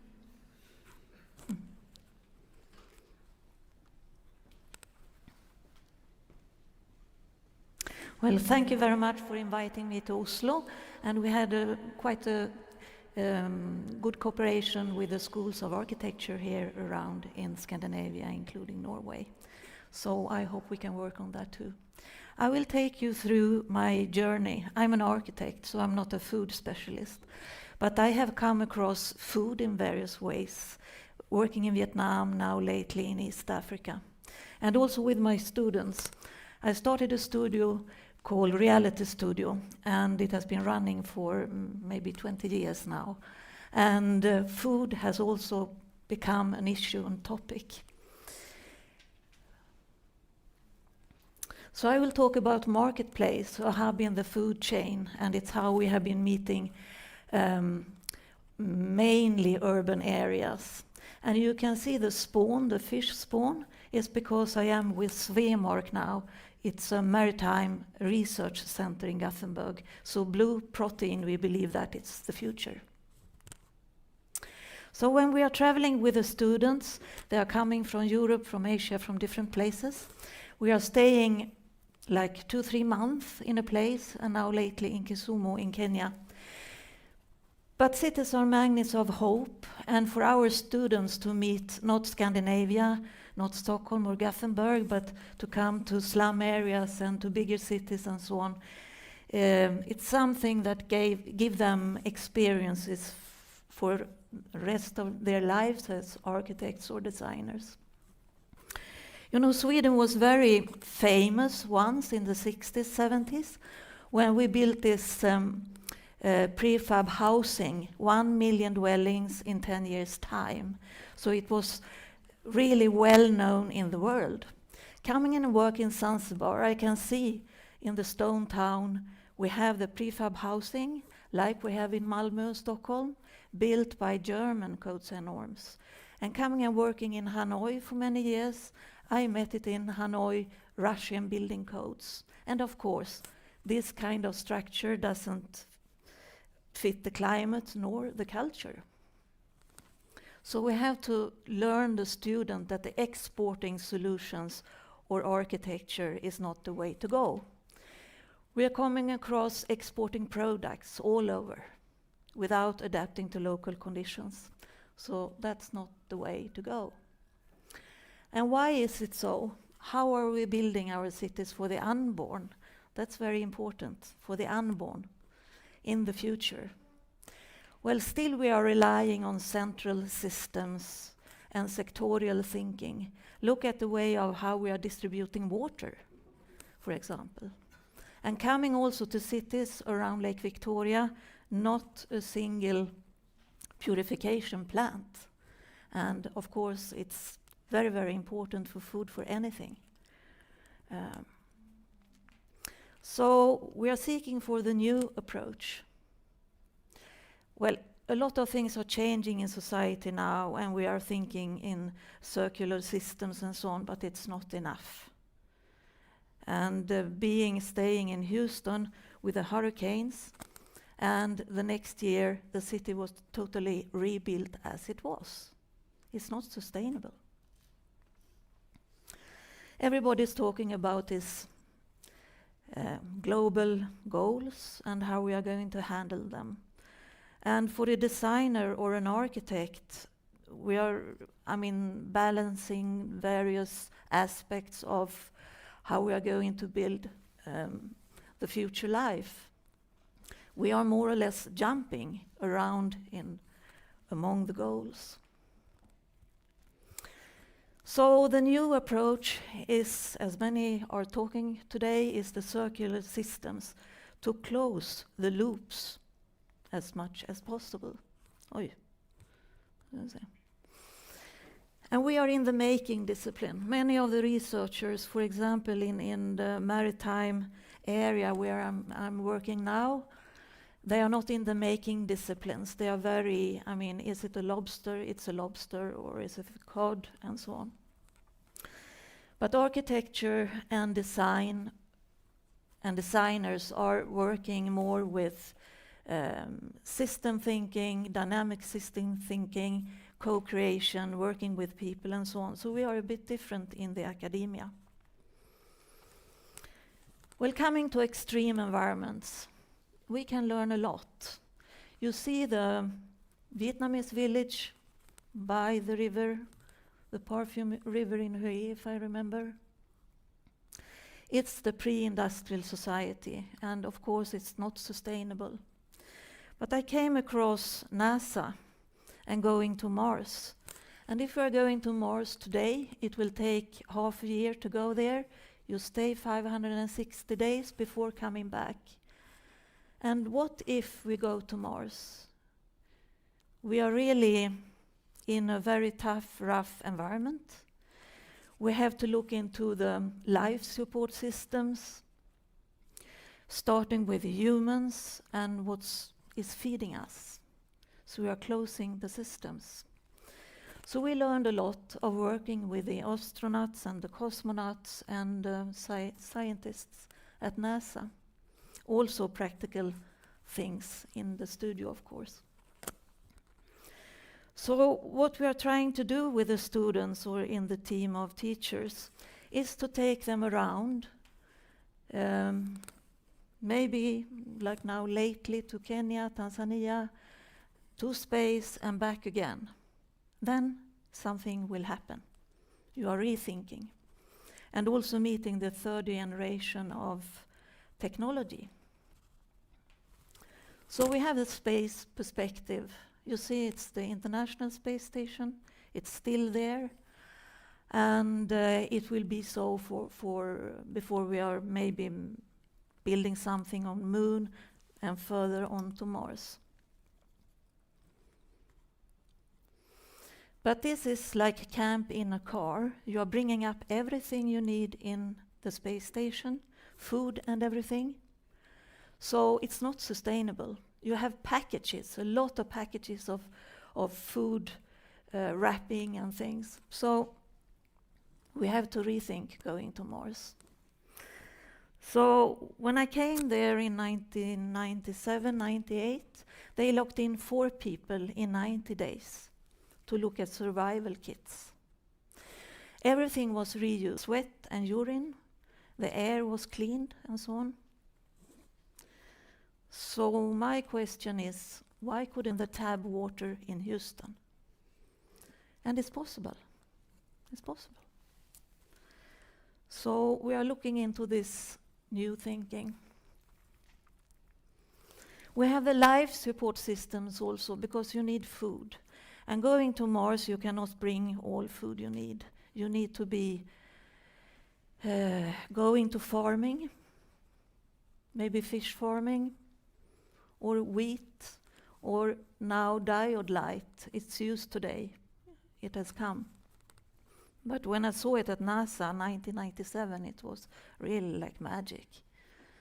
So it's coming. Going to the Earth perspective again, we are going to Kisumu by the Lake Victoria. You see the lake up there? It's a city like Gothenburg around. The formal city is very small, and then you have slum villages around. And of course, a lot of issues that my students are working with.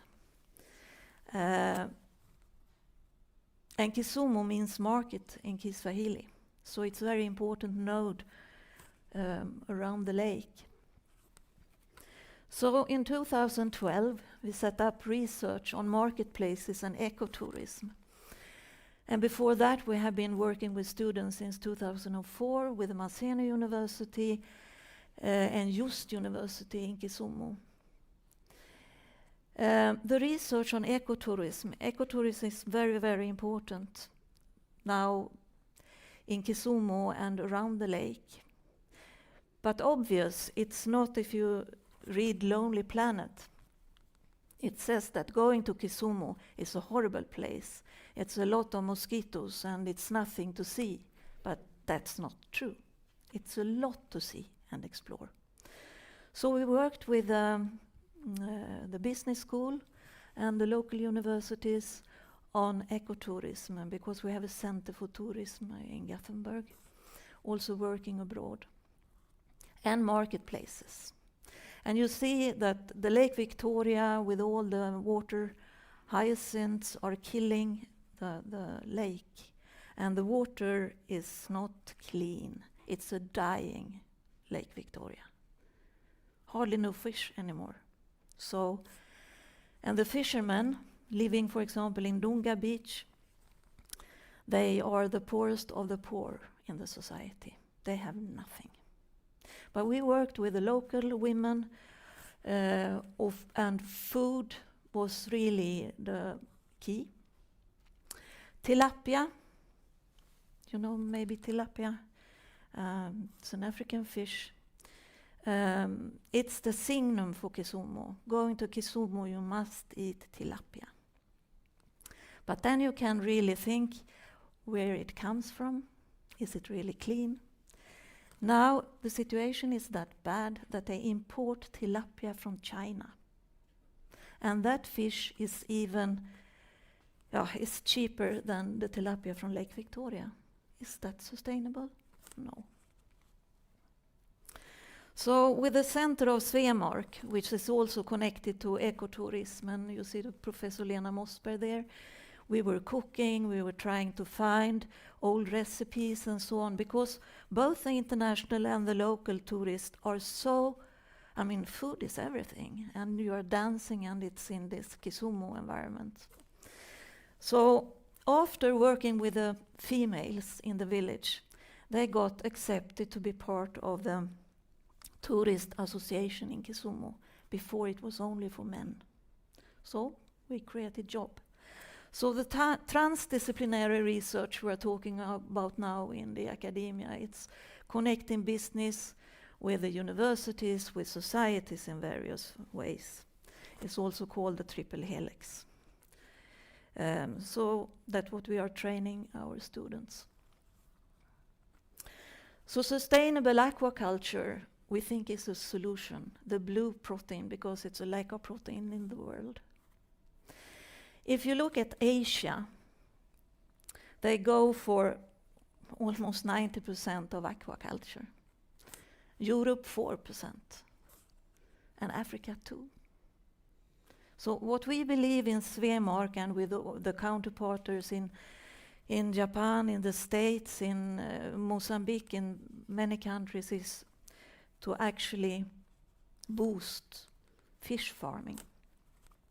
And you can see fish farming, and here in Norway you are very skillful in that, for good, for bad, but there are good examples as well, and it's improving what I learned from my colleagues in Svemark. You have the open cage system that was introduced in Kisumu and Lake Victoria, so you didn't go out to fish among snakes and hippos and so on. It's a risky business.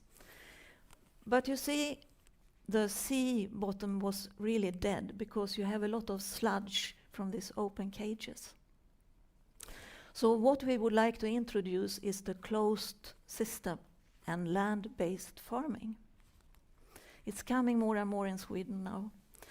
So we have been talking about fish production, farming, the production of food, maybe in the hinterland, the rural area.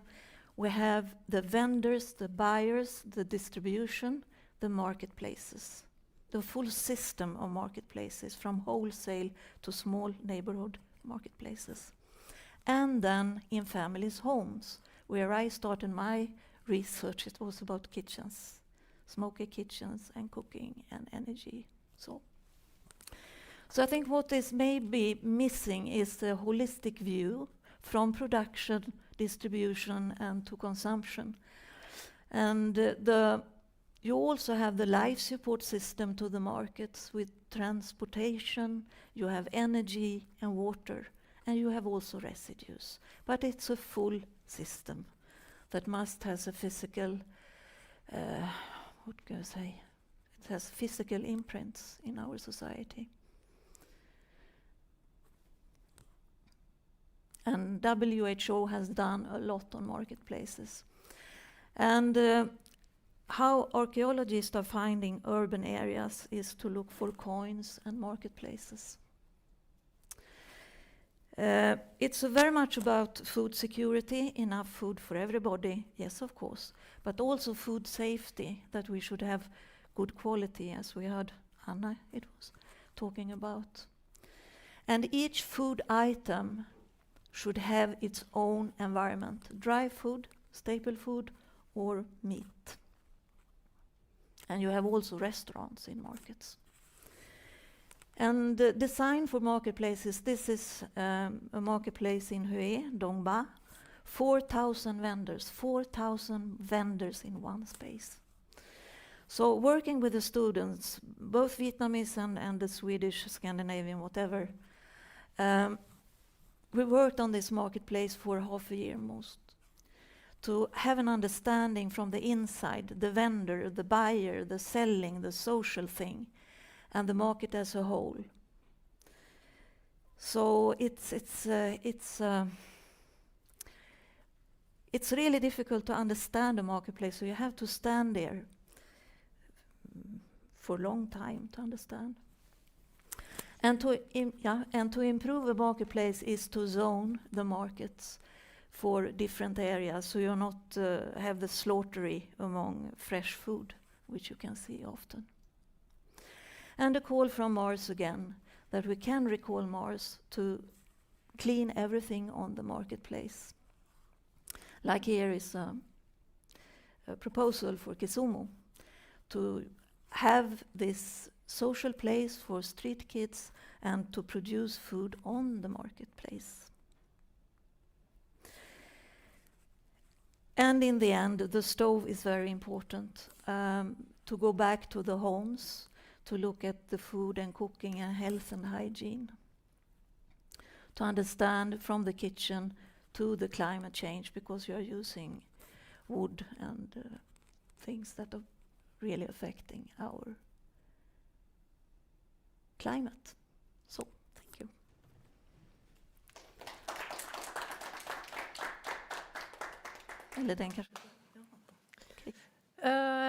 Thank you to Maria. We will continue this discussion and bring on some new voices to the panel. So I want to welcome up Ms. Jill Tove Buset from the Norwegian University of Life Sciences. There's what? He's at the end. He's on the end. It's a final, yes. We're running a little bit behind schedule. So he's supposed to be at 8, but maybe we'll have to postpone him a little bit. But if Jill and Karsten would like to join me, Karsten is, hang on, I'll get, yes, he's Mr. Karsten Jefle. He's from the Royal Norwegian Society for Welfare Development. So please take a seat up here.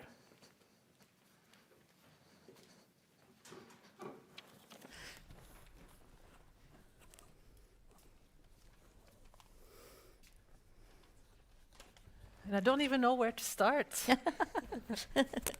How about you quickly introduce yourselves? I can start with Karsten, as Jill is adjusting her microphone. Who are you? Well, and what's your connection to the urban-rural linkages of the challenges we're seeing here today? Yeah, good question. My name is Karsten. I work in a development organization. We are business-oriented. We are cooperative-linked. And many of the challenges of food and waste are linked to urban development. So we work with that in Mozambique. That's the short introduction. Wonderful short introduction. Jill, please. Yes, hello. Thanks for the invitation. My name is Jill Tove Buset. I'm an associate professor in human geography at Inland Norway University of Applied Sciences, actually. So I've switched. It's been a few years since I worked at NMBU. But my background is I wrote a PhD about small-scale versus large-scale agriculture investments in Tanzania. So I've done a lot of research on large-scale agricultural investments, and I think the link to food security is, we can talk more about that, but that's basically it. Yes, and Maria we've already heard from, so we know a lot about her speciality. I want to jump one step behind to the lady from GAIN, and she mentioned the role of city governments. I think we've seen some of the most exciting examples have been from city governments, and then jump several steps backwards to the inaugural speech by the representative from the Norwegian government, and she was mentioning the policies that are being developed. So I'm interested in hearing your thoughts on the Norwegian new food security policy, and maybe if it should have a city perspective instead of a country perspective. Karsten, would you like to start? Well, I still think we need to have a country perspective, just because most of the planning and most of the distribution of goods between regions actually happens within a country. So if you look at different, I can use the example of Mozambique, where most of the, let's just use one example, the peanuts, very, very popular in the south. They eat 3-4 times as much peanuts in the south, but it's produced up north. So a city policy for peanuts wouldn't really function, because it's not Maputo that is, and the region in the south that is actually the producers. So if we're going to link with the actual farmers, then we have to have a national policy, and the impact on the health, the level of health within the peanut sector, that has to be done on a national level, because peanuts are infected with an aflatoxin, and that is not something that you can deal with on a city level. That's a national problem. That's a national regulation, and that's and it's invisible. So it doesn't really help that a city regulates it at that level. So I still believe that active, constructive national policies are favorable, even if cities do play a role. How about you, Jill? What are your thoughts on? No, I agree with Karsten on a lot of these things, but I also think that the global perspective in the policy is also, it's important, but I think that you still need both the national but also the local perspectives in food governance, and because the differences are, I mean, there are different needs in different areas and in different spaces and at different levels. So it's difficult to kind of answer where should the efforts be, where should the focus be, but yeah. Maybe, yeah, I think maybe particularly from the focus of Norwegian development policy. But yes, thank you. Any additional thoughts from you on the? Well, the rural-urban linkages, of course, it's very important, because I can see the fish from Lake Victoria, and it's sold in the marketplaces in town. It's not really fresh when it's coming to the market in the cities. So yeah, the whole chain is very important. Several of the speakers also mentioned the ultra-vulnerable populations within the city, that a city on average will have, or especially within the most urbanized countries that we've talked about.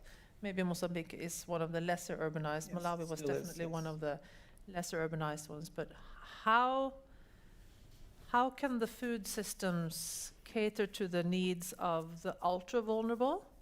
And as we learned from the UN nutrition specialist, not just food, but it has to be good food as well. Do you have any, what are your thoughts on how a Norwegian Development Agency can make sure that through our policies we reach the ultra-vulnerable? Is that even possible? No, it's a bit difficult to answer, of course. Very difficult question. I think we've heard a lot of good examples and good cases this evening, of course. What I've kind of noticed that very few talk about, I mean, we address the needs of the vulnerable, but we don't really talk about why, if we take Africa as an example, why is Africa not producing enough food, for instance? I think we have to go a step back and kind of look into the causes of this food insecurity, especially for the most vulnerable. I think that's also a really key topic to talk about, as I think it was Dr. Ferreira, no, I don't remember who it was, saying that Africa actually imports food for $75 billion annually, and I think, and I talk about the tilapia, I'm shocked. So yeah, now I talked away from the question, but not only efforts in assuring that the needs of the vulnerable are met, but we have to ask, why are the needs not met? I think that's a key area to look into. Yeah. How have you been meeting the ultra poor? What are your thoughts?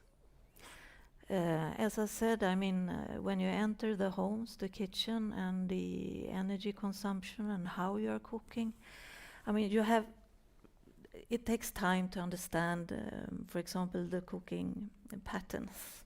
So you have to sit down to see if they are using the lid or not. I mean, all these small things will improve the quality of food and less energy and so on and so forth. So I've been into the stove business for long, and it's coming back now of health issues. It's not to say that a stove is a little small thing and you have to cook, you have to boil water 3 times a day if you have enough money to buy.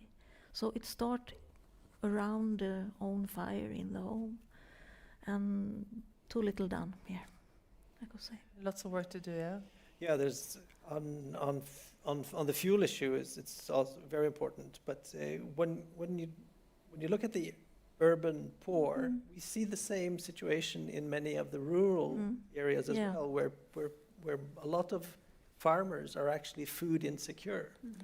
And looking at Mozambique, for instance, that have maybe only 15% of their agricultural land in use, they have a huge potential when it comes to mobilizing farm or food production.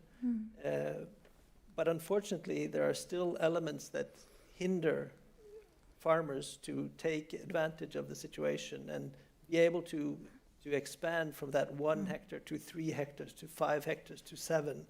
And that expansion from manageable at a family level without any mechanical inputs or without any support to go to the next level, that is something that is still lacking in the Norwegian priorities.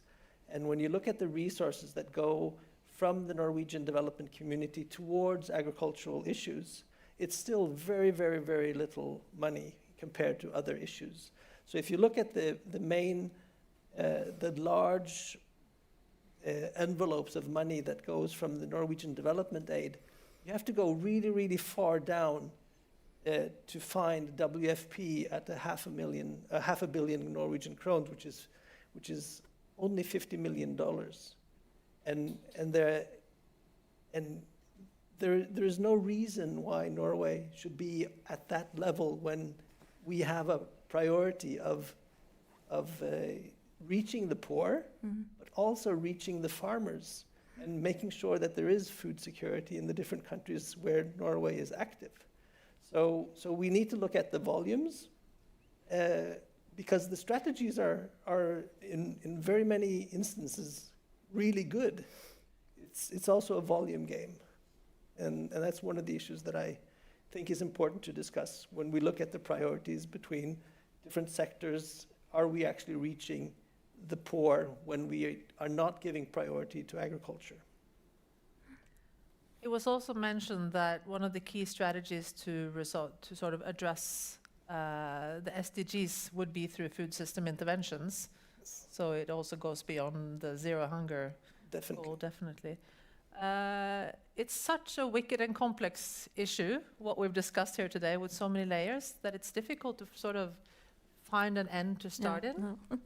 But if you would say, what would be the most important end to start detangling these wicked problems and multi-layered conflicts and crises, where do we start? Do we start at around the fire at home? Well, it's one way of doing it. I'm learned a lot about the global kitchens all over in various places, and discovered also from my own country that Sweden was actually one of the first countries that improved health and hygiene in homes, and went out to homes to learn how to have a proper home, and also when it comes to food security and safety, of old methods to take care of food. And it also became a very entertaining movie. Yeah. Of the observation. Yeah, the Norwegian. Yes. Yes. So starting with observing how people live their lives is one suggestion here. What do you think, Jill? I think there's been a lot of talk about the urban-rural linkages, and I think that looking at the supply chains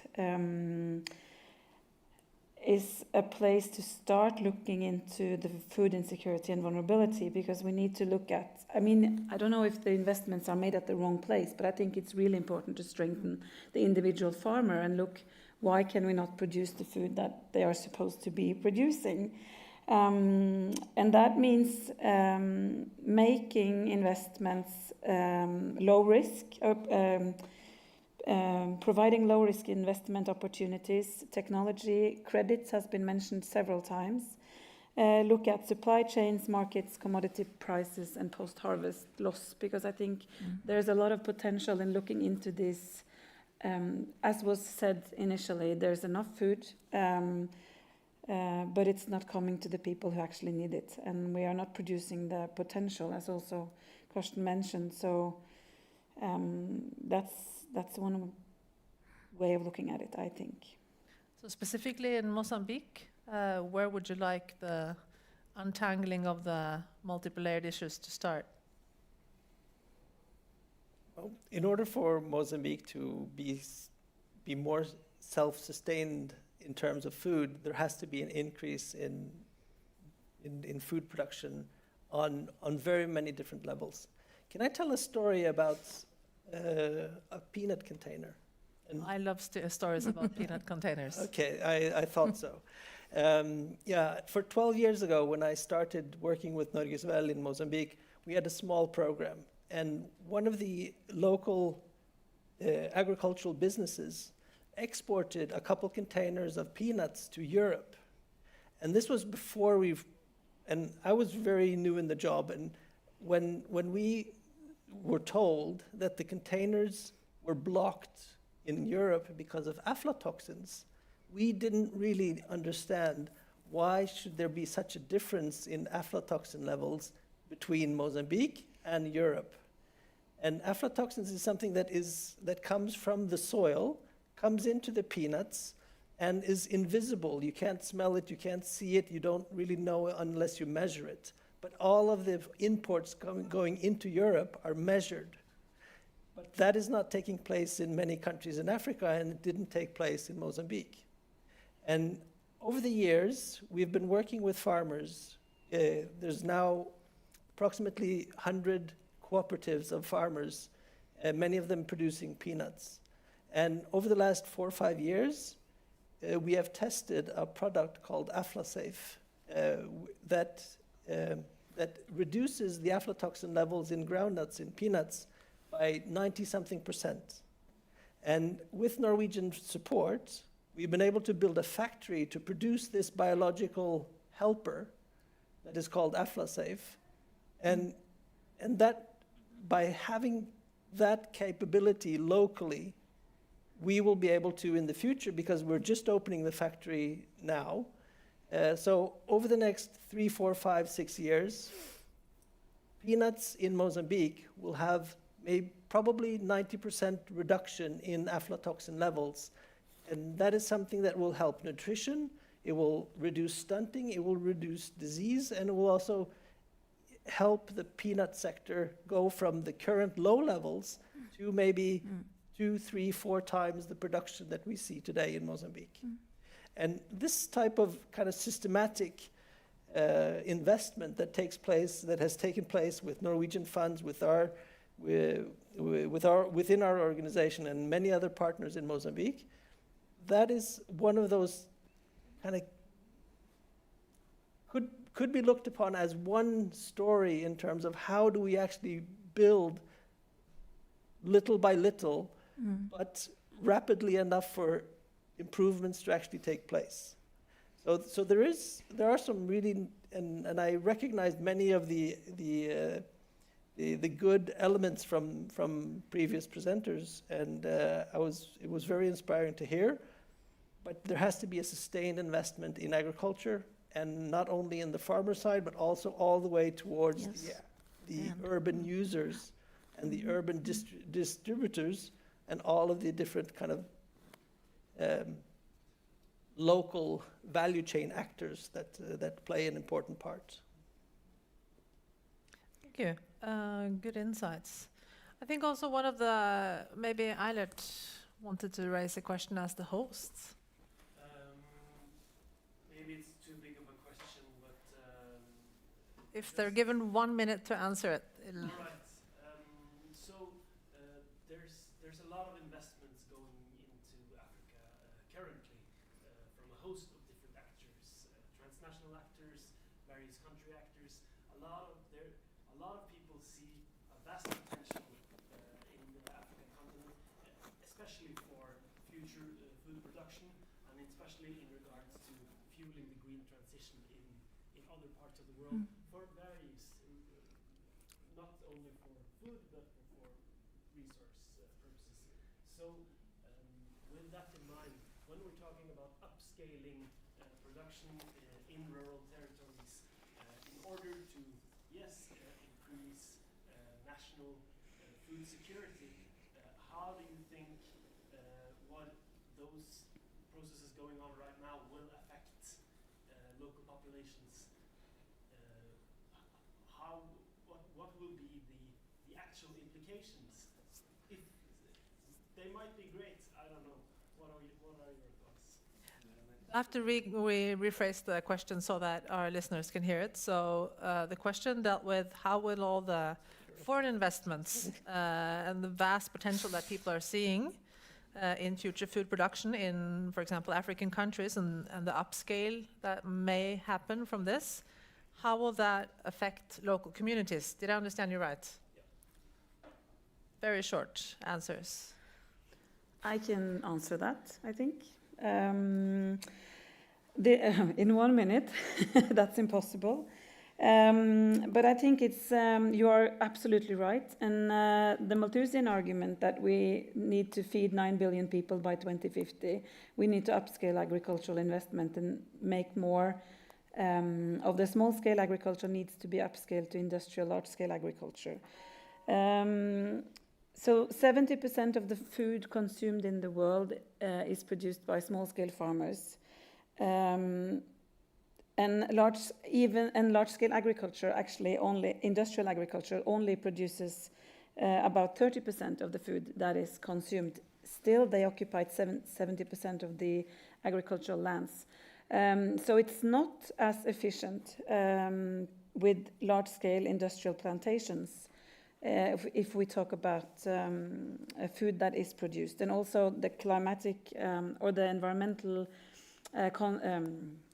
implications of large-scale industrial agriculture are also vast. Of course, we've heard about land grabbing. Everyone who works with agriculture in Africa has heard about, or even outside Africa, has heard about land grabbing. Obviously, I mean, there's a lot to that picture. More can be nuanced, but I think that it's important to be aware of what you are mentioning, because we are seeing several cases of large-scale investments where local people are actually losing access to the land where they produce food. And someone said earlier tonight that proximity to cultivated land is essential for food security. And if people lose that access to the land, obviously food insecurity can be a challenge. So we are seeing trends. But I mean, the picture is more complicated than so. But I'll stop there because I probably used 5 minutes. So. Yeah. Thank you, Jill. So as we round off this small panel discussion, because we're already over the time limit, if you have 3 words of hope at the end, do you see any? Yes, I do. Tell me, what's your seed of hope? Well, I think that a good thing that we are discussing here is to look at the production, distribution, and the consumption, and to have an understanding for the whole food chain. That's my hope, and I think it can change. And of course, the blue proteins, right? Yeah, Yes. exactly. Wonderful. Your seeds of hope.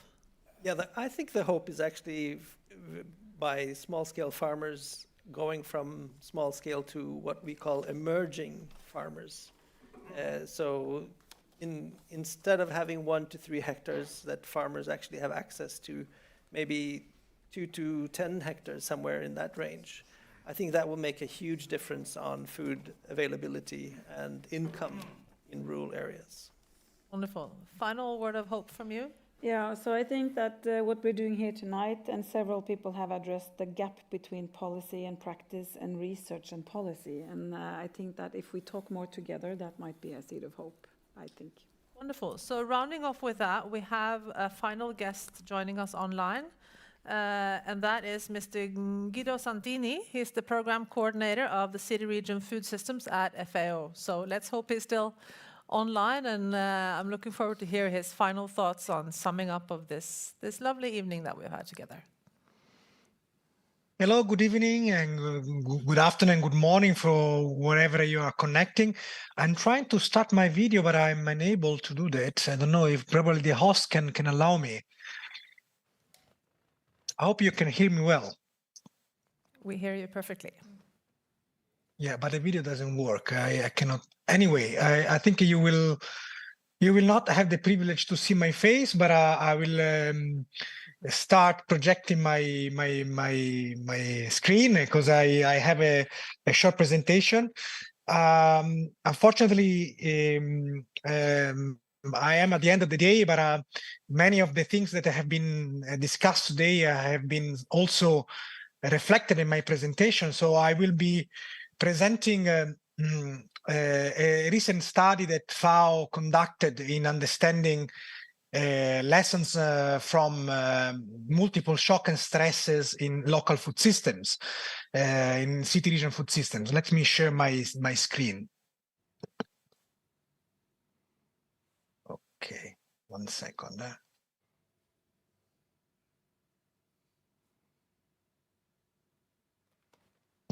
Okay. Okay, so as I mentioned, I'm an FA officer. I'm coordinating a global program on building resilience in city region food systems.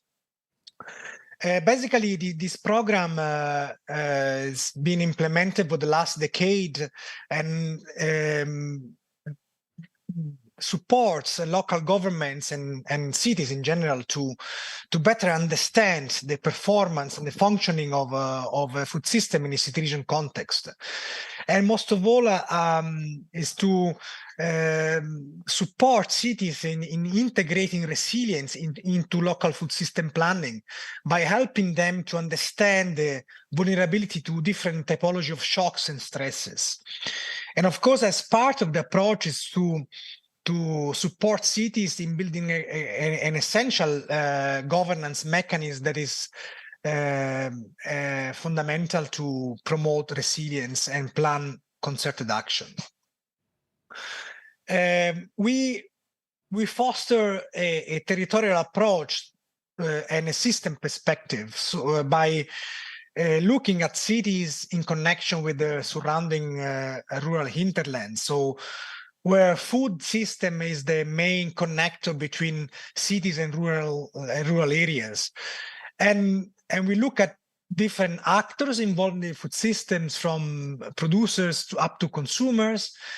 We look at different sectors, from agriculture to environment, health, and education, and also different scales, urban, regional, and national. And as part of this work, and recently we also have produced and published a handbook and an associated toolkit to support cities in better planning and assessing and planning city region food systems and integrate resilience in local policies and actions.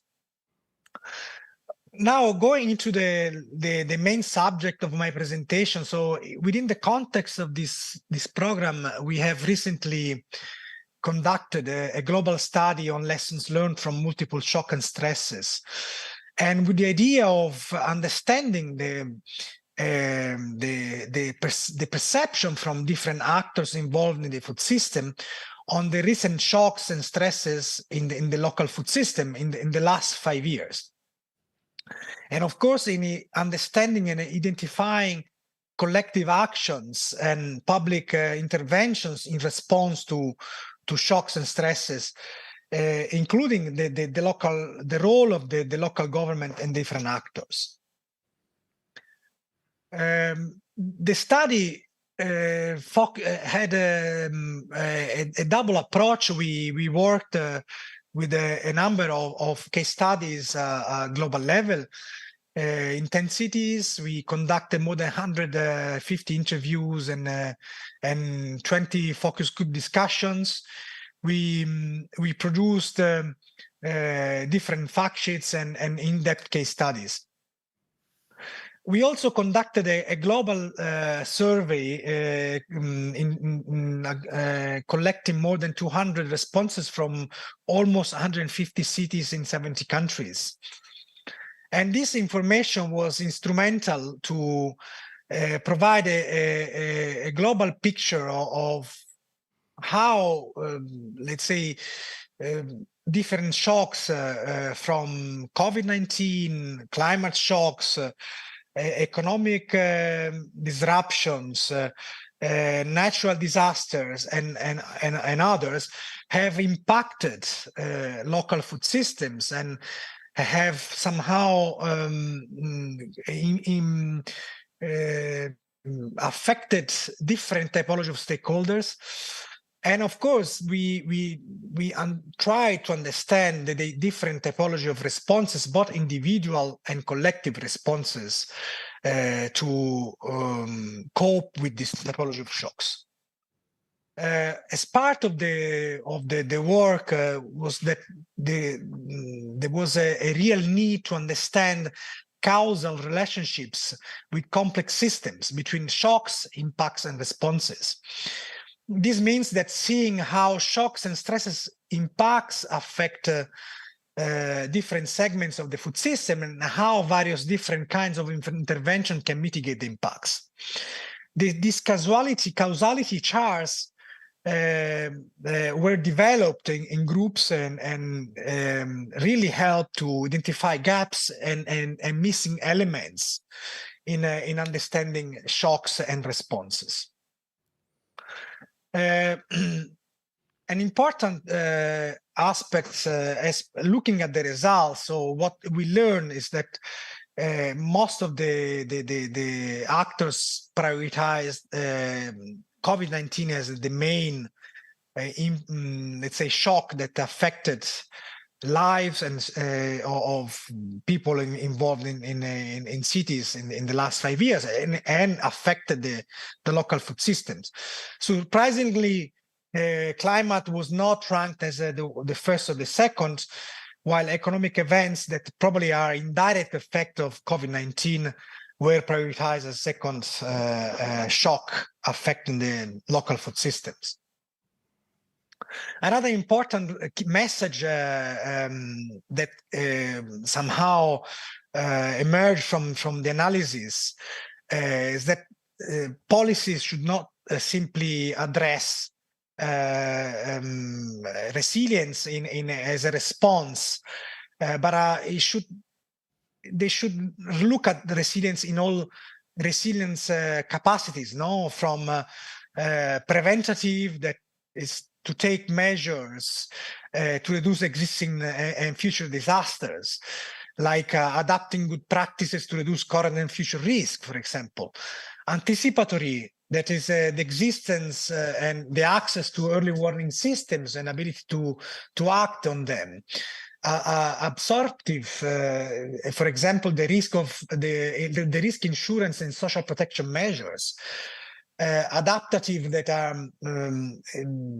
for example, measures to readapt different, for example, different distribution channels in the supply chains, and transformative, that is the capacity to do things differently and change the systems in view of in view of different typology of risks. And of course, this is one of the major result and finding of the survey and the study, but of course also show that many cities are unable to address resilience in this holistic manner. Many of the collective responses that emerged from the analysis were that social protection is one of the main initiatives that has been used to respond to shocks, as mainly as to absorb shocks. There were a few transformative responses that helped develop local food supply, shortening supply chains, supporting local food production, and promoting collaboration between different government levels. There was indeed effective coordination between national and local levels, and of course also between governments and community-led initiatives. Another important element that emerged, that despite the many responses and despite the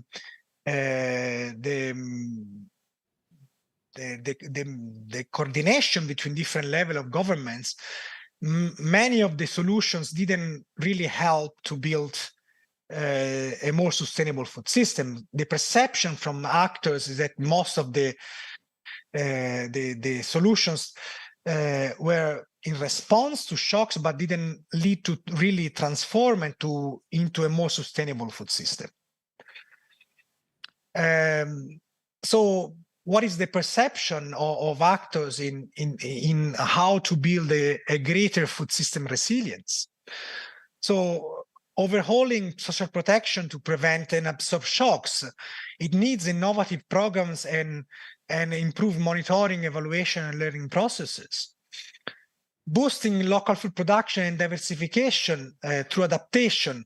And of course, this can be done through extension services, public-private partnerships, encouraging collective action and developing and evolved governance.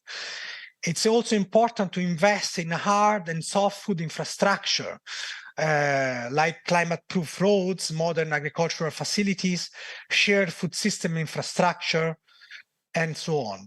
And of course, also governance can really make a difference for strategic planning. To conclude, the findings from the study highlighted that stresses are often highly overshadowed by shocks. There is need for more attention to the importance and the impact of chronic shocks that affect local food system across time. Social protection alone is not sufficient to address the causes of the impacts, and it doesn't help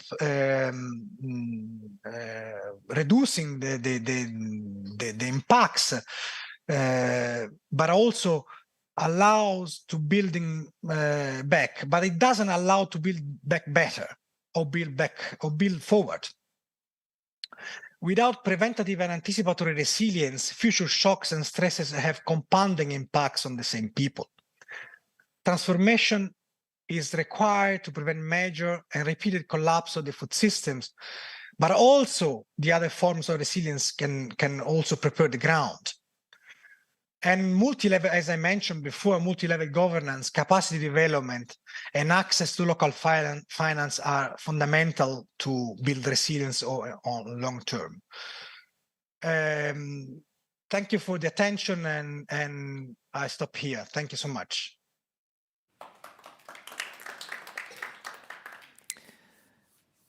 Thank you, Mr. Santini, and thank you to everyone who's been following us along for these few hours. I think maybe the only conclusion is that we can't solve this in a few hours in an international webinar seminar like we've done today, but I do think that we are, by convening all these different stakeholders together, pondering the questions that were laid out by Habitat Norway, I do think that we have started a train of thought, and I do think that we've gotten quite a few steps forward from where we were just a few hours ago. So I just want to thank everyone who's been joining us online. I want to thank all the panelists. I want to thank all the organizers that helped prepare the event and execute it today. And have a lovely evening. Goodbye from Oslo.